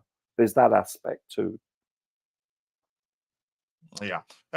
Let's say Rich Moneymakers here in the house are saying to all panel, if you want a change, contact these guys. Daniel, is that Frankenstein, who is one of the Chelsea directors. He is not a part of the sporting directors. He can contact Eghbali. Keep dropping the likes on the stream. Be where the likes to go longer. If Poch's game, I'll do anything. Namaya, I'm sorry, I'm not going to try to decipher what you're saying if it's not well organized. Love from is that Ulumpala? But Ronnie, thank you for joining us. I appreciate you finding the time to join the show. Thank you. Enjoy yourself. Feel at home. All we ask of you is just to keep it civil. Jimenez, he's good and cheap. It would be good to buy him as well on top of Osimhen. We can actually buy them both. But do I think we can afford them both? I don't think so. I think Coach, probably. What's his price, Coach? I think it should be in the 30s, at most 40. That's a 60 million. 60. Euros or pounds? Euros. Euros at any still be around 50 something, not bad. Yeah. Food is a good word for Osimhen as a striker. Tebago, can you mute for a bit? Okay, let's see. Jimenez is actually Argentinian, born there as well, but chose to play for Mexico, so he can get in the team. So he's a talent, but not saying that his nationality, that the fact he was born in Argentina means he's that good, but he's really good. You need to see him. Thanks for answering that question. Okay, I appreciate you, Coach. Do you think Jimenez is world class? Why do you have to do this to me? You can say, yeah. He has the potential. He knows exactly what he's doing. Yeah, you can say he has the potential to get there. Yeah. He has the potential. He's not there yet. He has the potential to get there. Roger, do you think Poch is club level?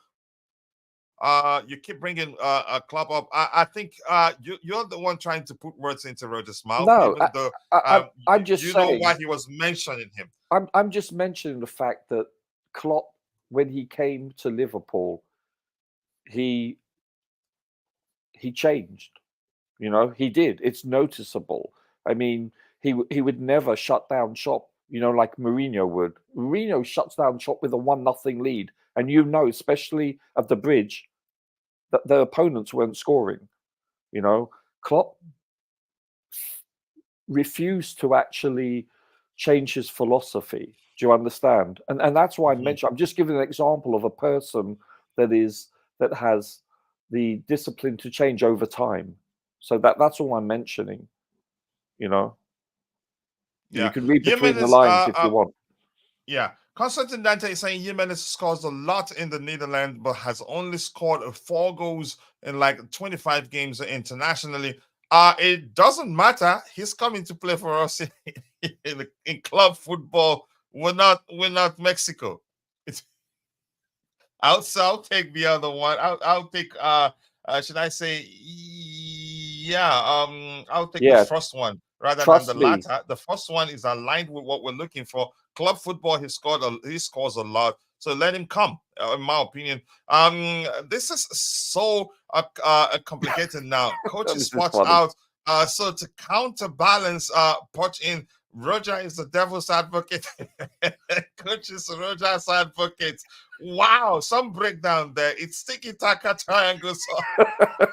That's funny, JC. All over the pitch. He's very creative once he wants to get funny there.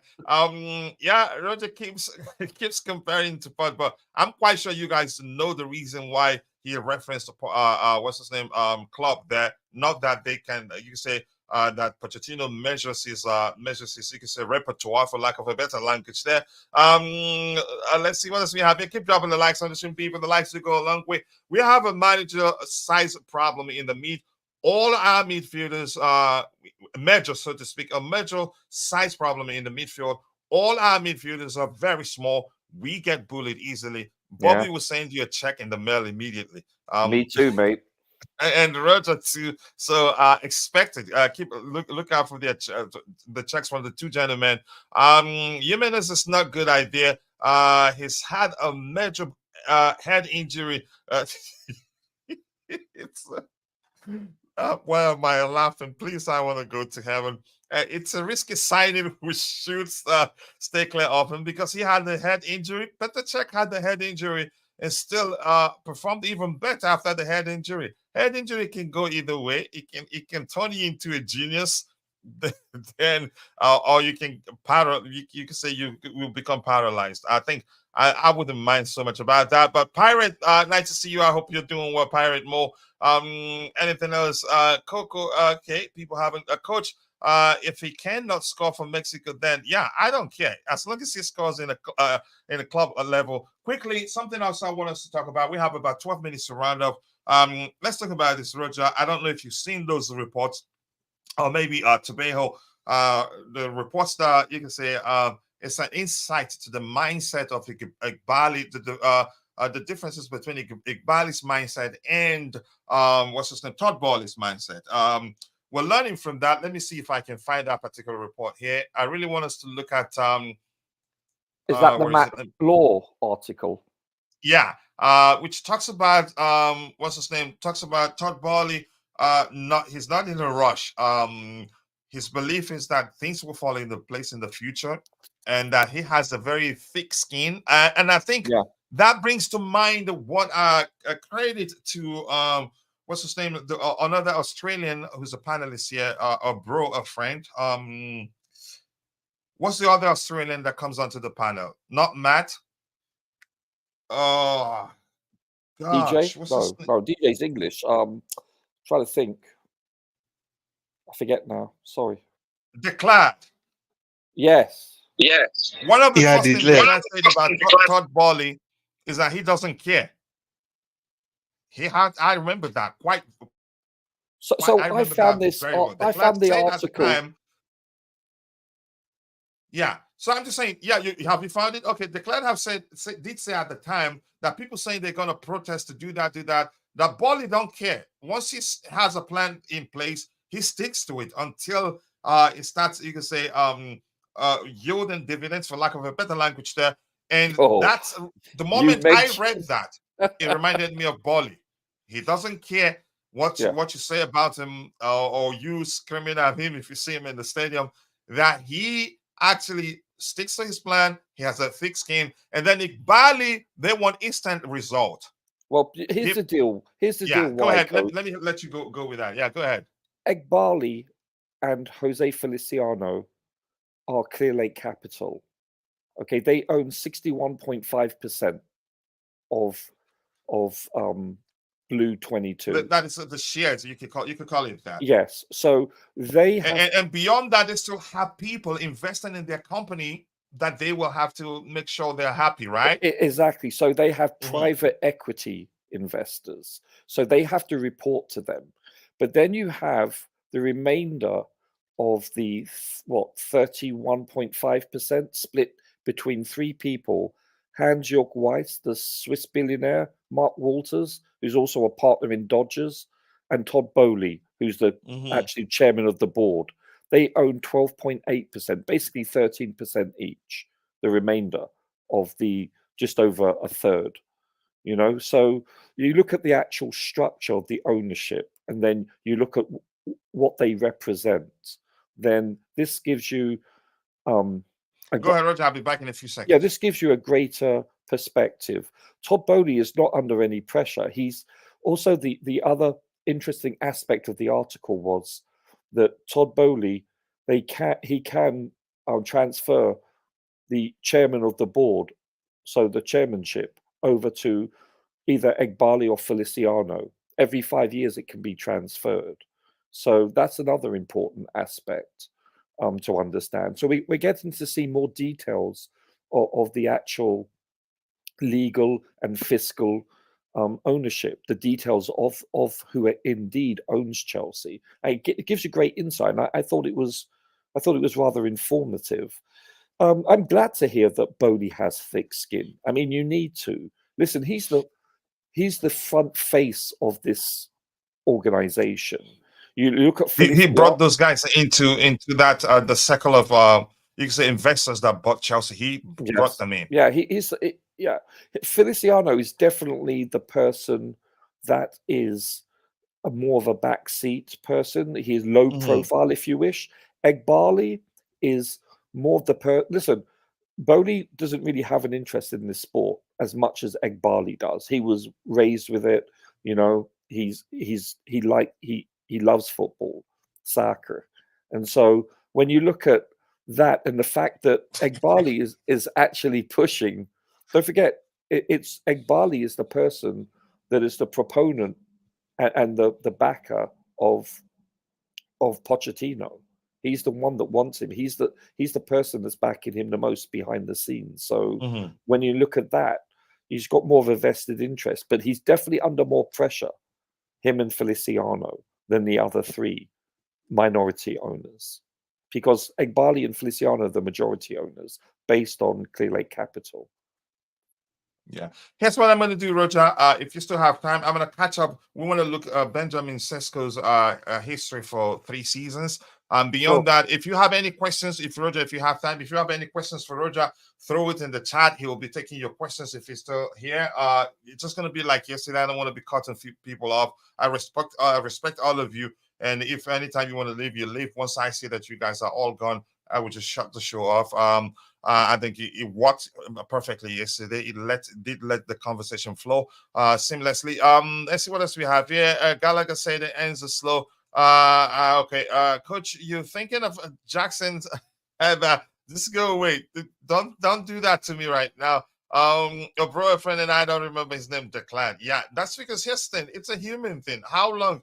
When last did I speak with them? Yeah. Coach, for our midfield being too small, when it comes to the guys there, I think we should play this Italian by the name Cesare Cassidy. Yeah, he's a physical. The kid, he's a big kid and can be physical, but I don't like it that he's not playing. He's still very young and needs to play. And it wasn't like he wasn't playing at Leicester City. He was playing week in, week out, especially after Ndidi got injured. I was thinking maybe he's going to start playing, but you never know. There's still a lot. You can say a lot of games to go before the end of the season, so chances are he'd get to play. At this point, what do we even do with Nkunku? not a bad question. I'm not too sure. I think he'll still come good. Let's see what else we have here. Roger, can you see again, in case you still have time, can you still see the comments in the back end? But I know you cannot highlight it because of the limited access you have, and I can't change it right now. How do you feel about who's that? Is that Casadei not being given many minutes? I don't like it. Ted Blue Life, I don't like it really. It doesn't make me happy. But let's see. Like as I said a few minutes ago, we still have a lot of games to go by before the end of the season. Chances are he gets to play. So, but I think we should give him a chance and not overplay not overplay Casado. And Casado is actually more of a DM than Casado is, but Casado is more experienced, of course. I think we'll sell our injured players, Lavia, Chilwell, and Kunku. Good luck. It sounds easy, but good luck. Lavia's And played Lavia, I'm not 30 giving minutes up on this him. year. Yeah, exactly. It's He's not still going to happen. very young. Nkunku, hopefully they will find a solution to how to keep him fit, how to help him recover and stay fit. So Roger, let me look at those numbers that we talked about and now run. So Sesko so far, 23-24 season.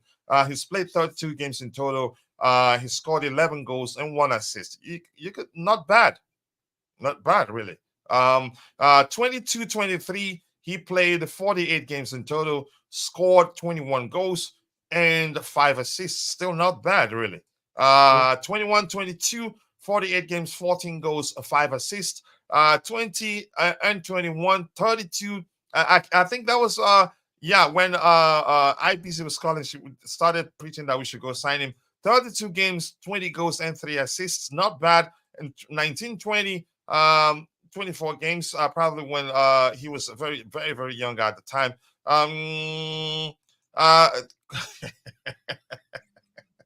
For which club was this, coach? Sorry? Which club was this for? Benjamin Sesko plays for Leipzig. The two previous club, I think La Liga Youth UEFA Youth League in 1920, and then the second division there. Yep, the second division 1920. But for which is this 21-22 Bundesliga, for what club? I think he was on loan at one point. What club? No, coach. In Austria. He was playing for Red Bull Salzburg in Austria. And then exactly. He scored 14 goals for them in 48 games.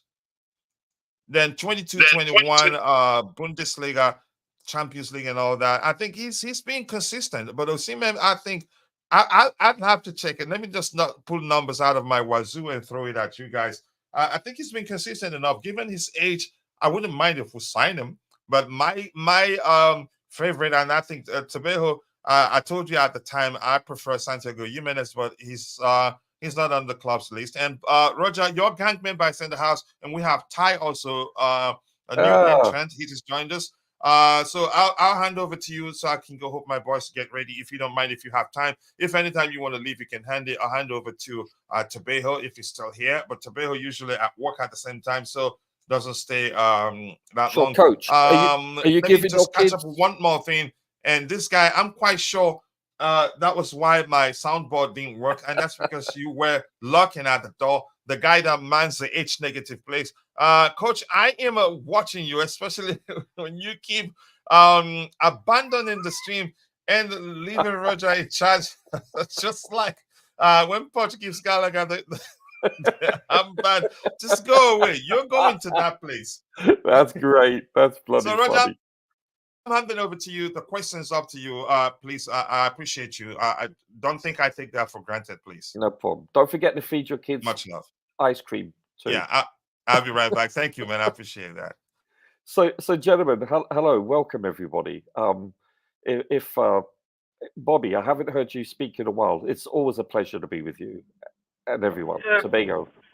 Yeah, big up, Roger. I'm on the road, so I was thrown out earlier by lack of connectivity in some part I drove past. So I hope it's more stable here. Can you hear me? Yes, sir. That's good. That's good. Always a pleasure, Roger.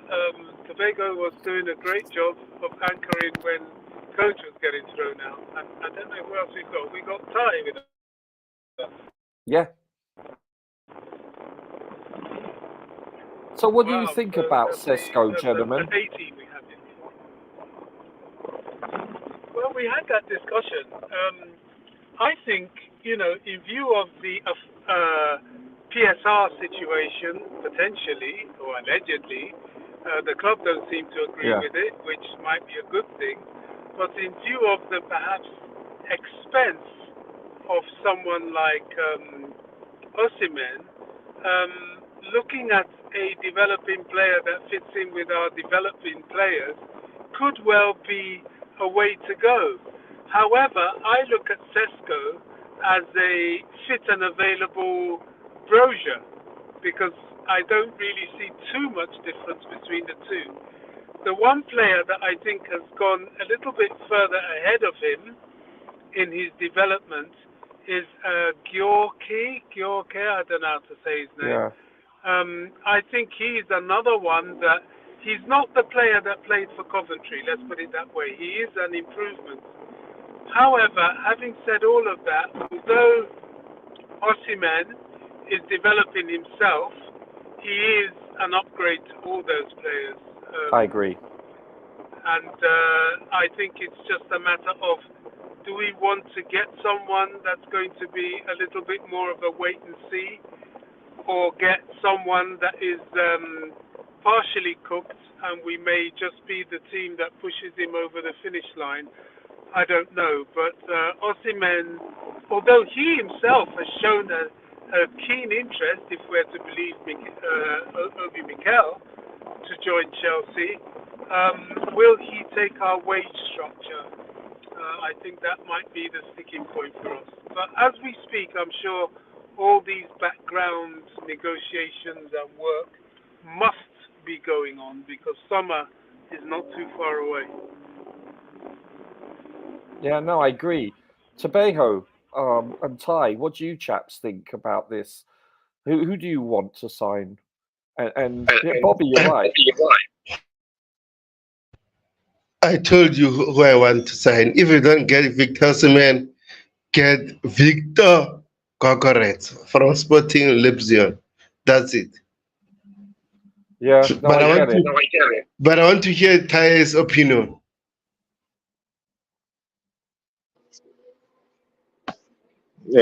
Big up.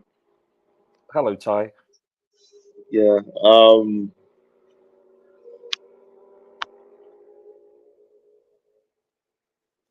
Are you there? Yeah. That's a difficult question for me because, to be honest, if I know so like Tebago, but in terms of who to sign, that's not an easy question for me to answer because I know lots of people are leaning towards Victor Osimhen, and if it's not Victor Osimhen, I just heard another mention of a different Victor, and I mean before he went to Sporting, he was a player that was really viewed as a competent player, and I know he's done well at Sporting. He has good goal contributions and the statistics look good. I'm just not sure about if we should jump the gun and say that we should sign him based on that. He looks promising, and the way that he plays, it perhaps could fit a competent manager. But I'm leaning towards Osimhen. I would really take Osimhen if possible. I just don't know if it's feasible.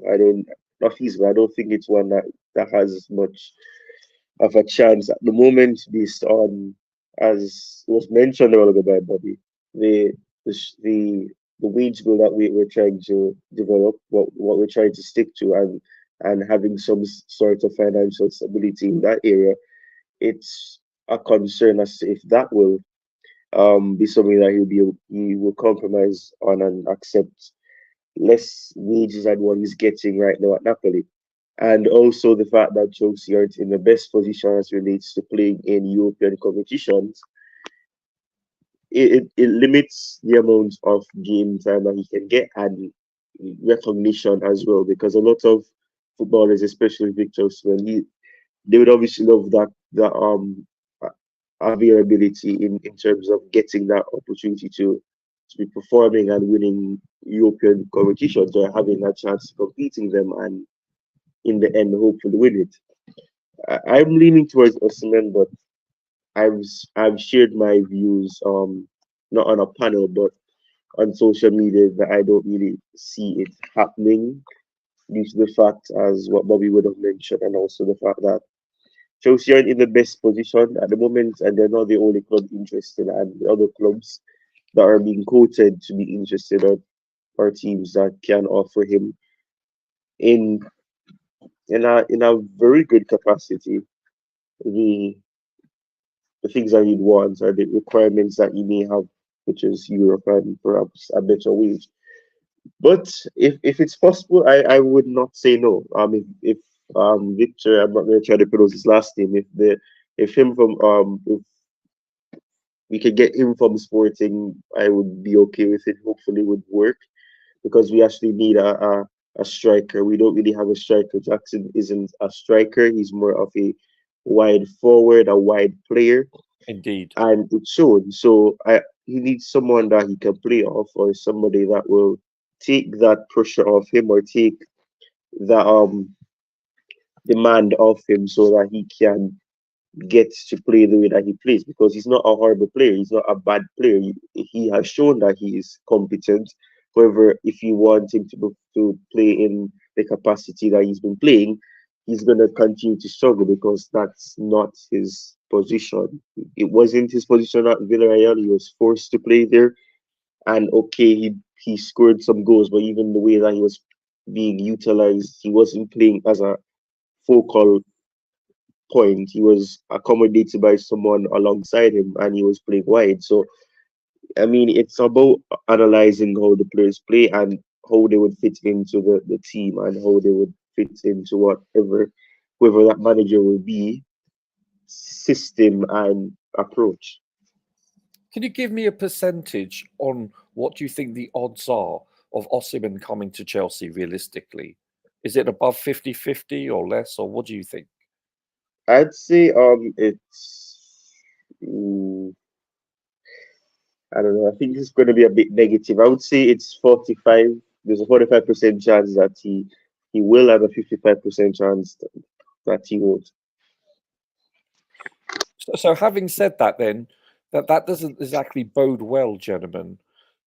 I wouldn't be surprised if they go after the, shall we say, more affordable option, someone that fits into their 2030 plan, the project, so to speak, and they could very well trigger a release clause of someone in the realm of a Sesko. I think not that I agree with that, perhaps. I'm not saying I don't agree with it, but I depending on our financial disposition, I think that plays a huge part in the equation. I'm not really sure. You know what? I'm hoping that our co-sporting directors have a direction and they have a plan at hand. Sometimes I doubt it, and on occasion I question them. But Bobby, what do you think about the players that we do have? I mean, it's going to be hard to move some of the players on. I really do believe that we've got our hands tied by some people like a Sterling. You know, do we place Mudryk on loan, or do we move on Noni, etc.? When you look at our forwards, listen, the midfield, we have issues, but we have a lot of people injured. But the forwards seems to be, as well as the defensive line, there seems to be an issue because we have to rectify where our deficiencies, and these are not, with the exception of Cole Palmer and Nkunku, I don't see the rest as being elite. I mean, when I say elite, I'm talking about promising enough to reach elite level. What do you think, Bobby? It's hard to argue against that. A season-long loan for Modric, I don't know if it's necessary, really, Okay. because our injury list and injuries to key players is enough testament to the fact that we need strength in depth and we need players available, and players being available for Chelsea means you get to play because we have so many players unavailable. Ben Chilwell's never going to give you more than a dozen games a season, and there are many in that company. Wesley Fofana, Lavia. Well, we haven't seen him yet. I don't know what's going on with him. Reece James. You know, all these key players. Badia Shield. Badia Shield, Cucurella now has joined Yeah. us, and Kunku. So saying that we're going to send players out on loan, I think it's rather extravagant at best. I don't think we can afford to. However, having said that, there are players that do need offloading. Earlier on in the program, I elaborated on the millstone. Marina Granovskaya left us with the likes of Lukaku, who has to go. Ziyech still has to go because I think it's a loan with the option to buy. Right. We're not even sure Lewis Hall is an option to buy. If that's going to go through, and to be honest, I, the way we're going with people like Chilwell, we wouldn't do bad to keep him. The only problem there is the PSR situation. If we may need to, you see, offloading for us is a problem. We've got the Lukaku situation, nobody wants to pay his wages. We've got Sterling, nobody wants to pay his wages. Now, I'm not advocating for this, but should we even want to get rid of Ben Chilwell, his injury record is going to make people undercut him ridiculously. Yeah. So we have this problem of people wanting to undercut us, and partly because they see, oh, they want to get themselves well and truly in the green for PSR, so let's undercut them, knowing they're desperate to sell. I think we're going to have to sell close to the wind with PSR, very close to the wind, in order to avoid that. And maybe even be as foolhardy enough as to say, okay, we'll take a hit and see what they throw at us, knowing that we've got padded out the squad already. That's not what I would advocate for. But, you know, some people might decide to do that. I don't know. I certainly wouldn't, but there you go. So I think we can sell players ultimately. They will not be at the price that perhaps we would like. And yet again, there are certain players that should not be for sale.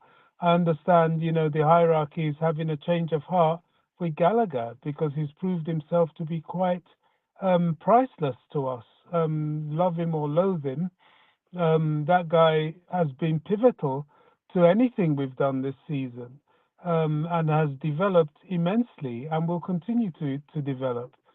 So it's never been an easy window for Chelsea, but we're not alone.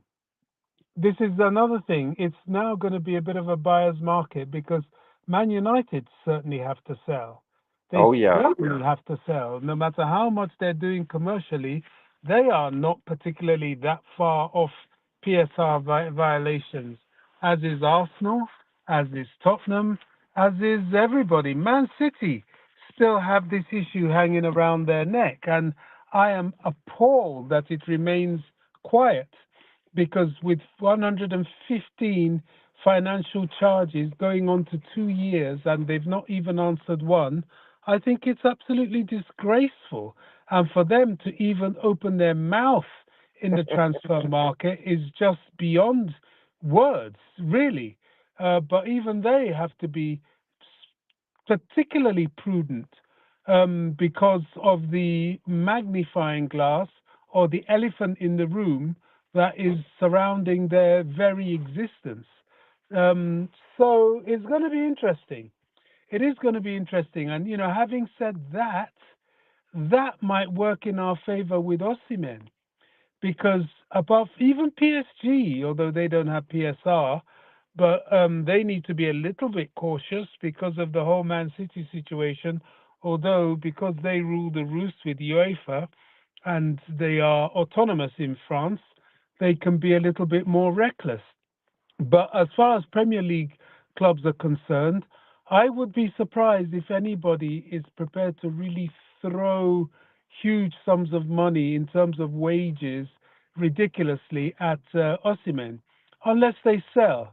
The only club I can see that is going to make some big money, both from European participation and from player sales vis-a-vis Mohamed Salah, he's going to bring in at least 250 to 300 million from Saudi Arabia for them, and they will be quite buoyant in money in terms of financial terms for the transfer market, will be Liverpool. Now, if they suddenly pricked up an interest in Osimhen, it could be a problem because they're not particularly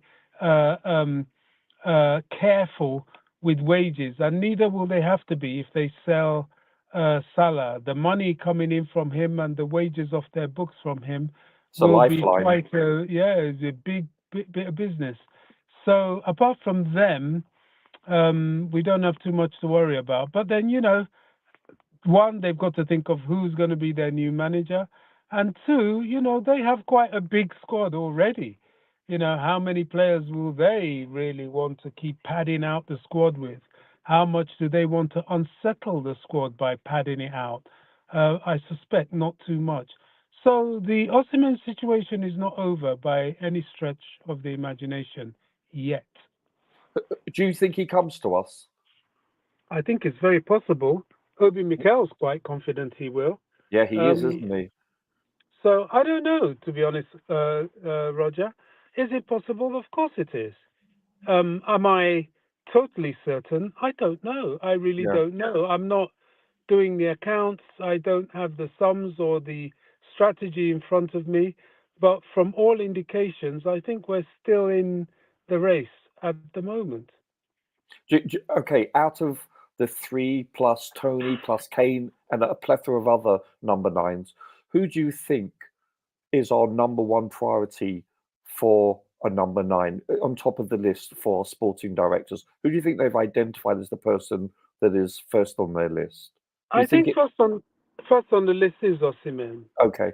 I really believe that.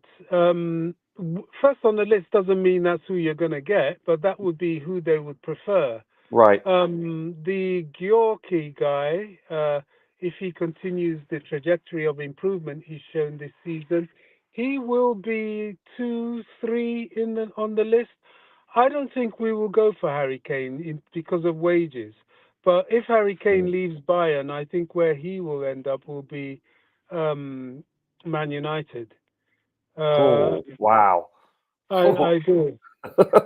That's bold for him to do that. I mean, that's... Well, he's not going to Arsenal for obvious reasons. Oh, yeah, of course. Well, I'm not saying he's not, but he might. But, it's less likely if Man United have the interest. Trouble is, Man United have too many players. They've got what's Hoyland now beginning to score goals, and he wasn't cheap, good. And they're not going to get rid of him. So if they bring in Kane, who's he going to play instead of? I mean, they've got enough strikers. So I don't know. I don't think Kane is leaving Bayern anyway. I Probably really don't. Not. Whatever happens. Do you believe that the start of next season, do you believe there's a strong possibility that Sterling is still playing for Chelsea? Yes. Yeah, so do I. Yeah, I don't see him moving on. I don't believe he comes from the borough of Brent in London, where Wembley is. It's where he was. He's a London boy, and I don't see him. Even if they offer him generational wealth, I don't see him moving to Saudi, and unless they're really throwing 1 to 2 million a week at him, which I doubt very much they'll do. He's not Messi, So I honestly, I think I would put it down to a 70 to It's an 80+% chance that he will be playing for us next year. I really So would do. so would I, unfortunately, and reluctantly, I have to agree.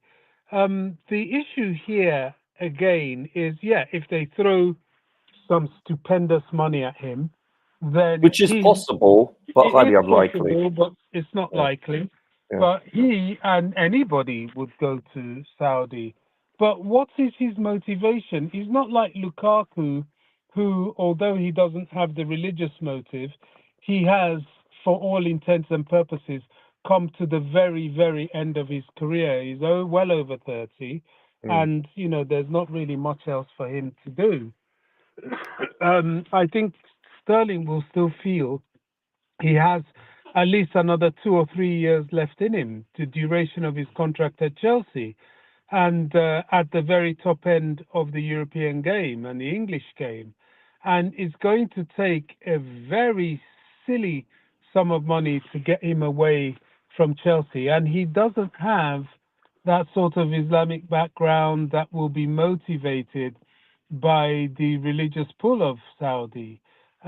He doesn't fit into that.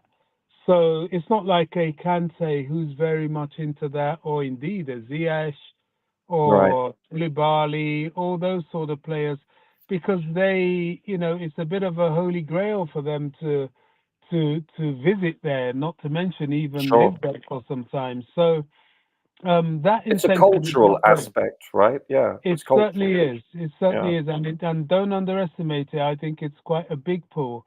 Yes. So that is not there for Sterling. So sadly, we seem saddled with him. He was a very bad buy.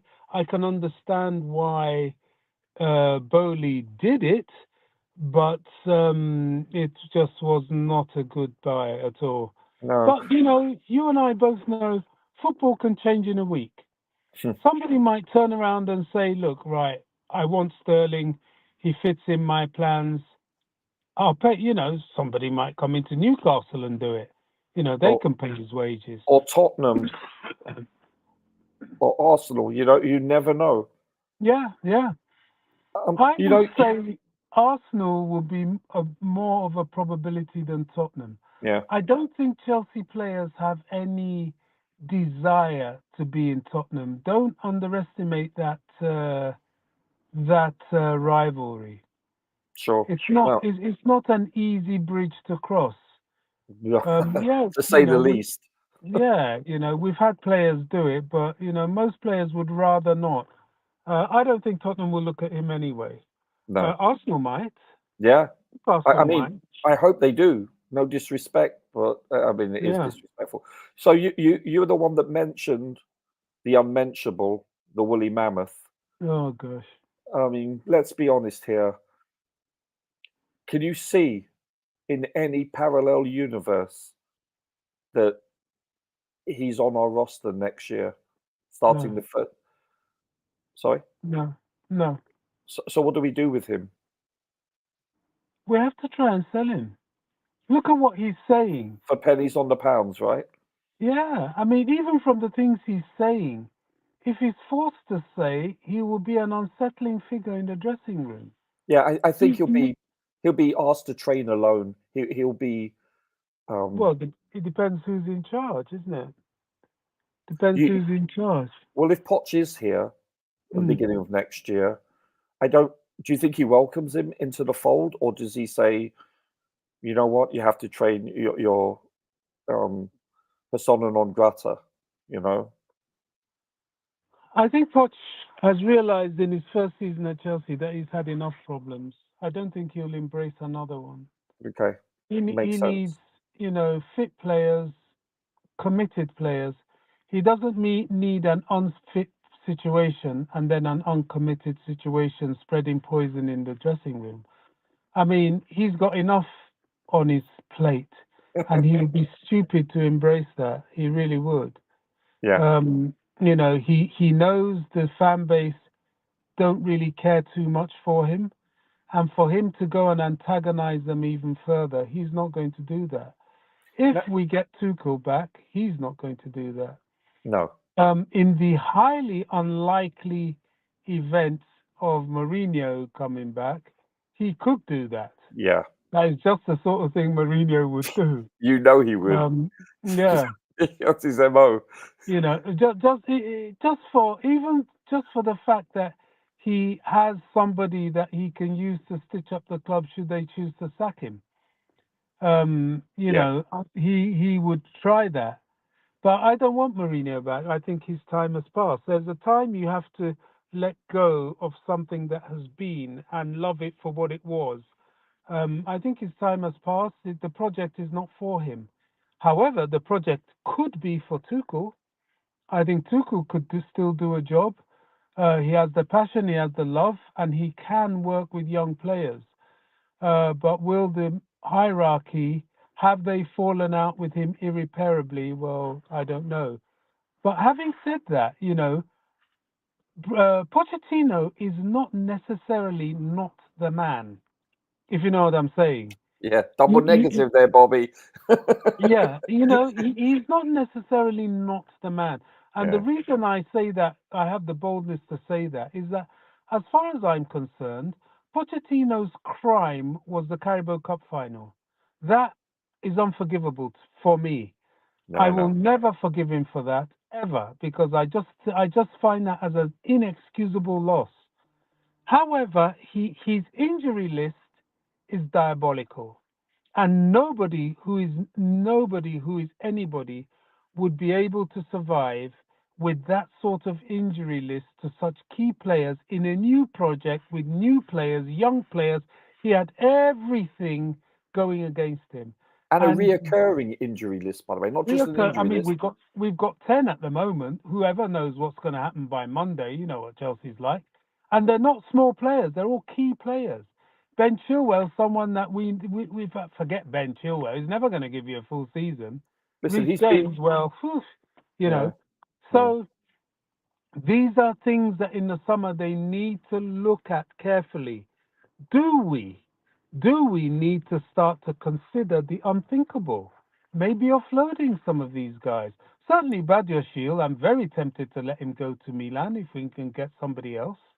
Certainly him, if not Wesley Fofana, since it's unthinkable to talk of Reece James or Ben Chilwell. But those two, Wesley, nobody's going to buy him because of his money. Badiashile, they will buy him because he's a decent player when he's fit. Wesley, I believe, and if you recall, I said prior to the season, I said this is the season that Reece James and Wesley Fofana have to prove they can stay healthy.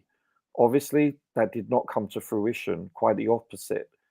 But honestly, if the same repetition occurs next season, then they need to go. You know, if they cannot stay healthy next season. You're talking, but I can't hear. Can you hear me, Bobby? Oh dear. Can you hear me, mate? Totally can't hear you. Okay, I'm sorry, Bobby. It looks like I can see your avatar flashing, showing you're talking, but I cannot hear a word. I can hear you, Bobby, but yeah. Okay, I'll just quickly, briefly. Did you put something in the chat? Yeah. So, listen, it's been a really good show. It's a shame that we lost communication with Bobby, and I want to thank Coachella for allowing us the platform, as always, and everyone in the chat, seriously. So on behalf of Coachella, if you would like to kindly hit the like button and share, we'd really appreciate it. But Bobby, if you can hear me, I'm really sorry. But listen, hopefully we can chat tomorrow. So thank you everyone once more, and I wish everyone the best. Good night.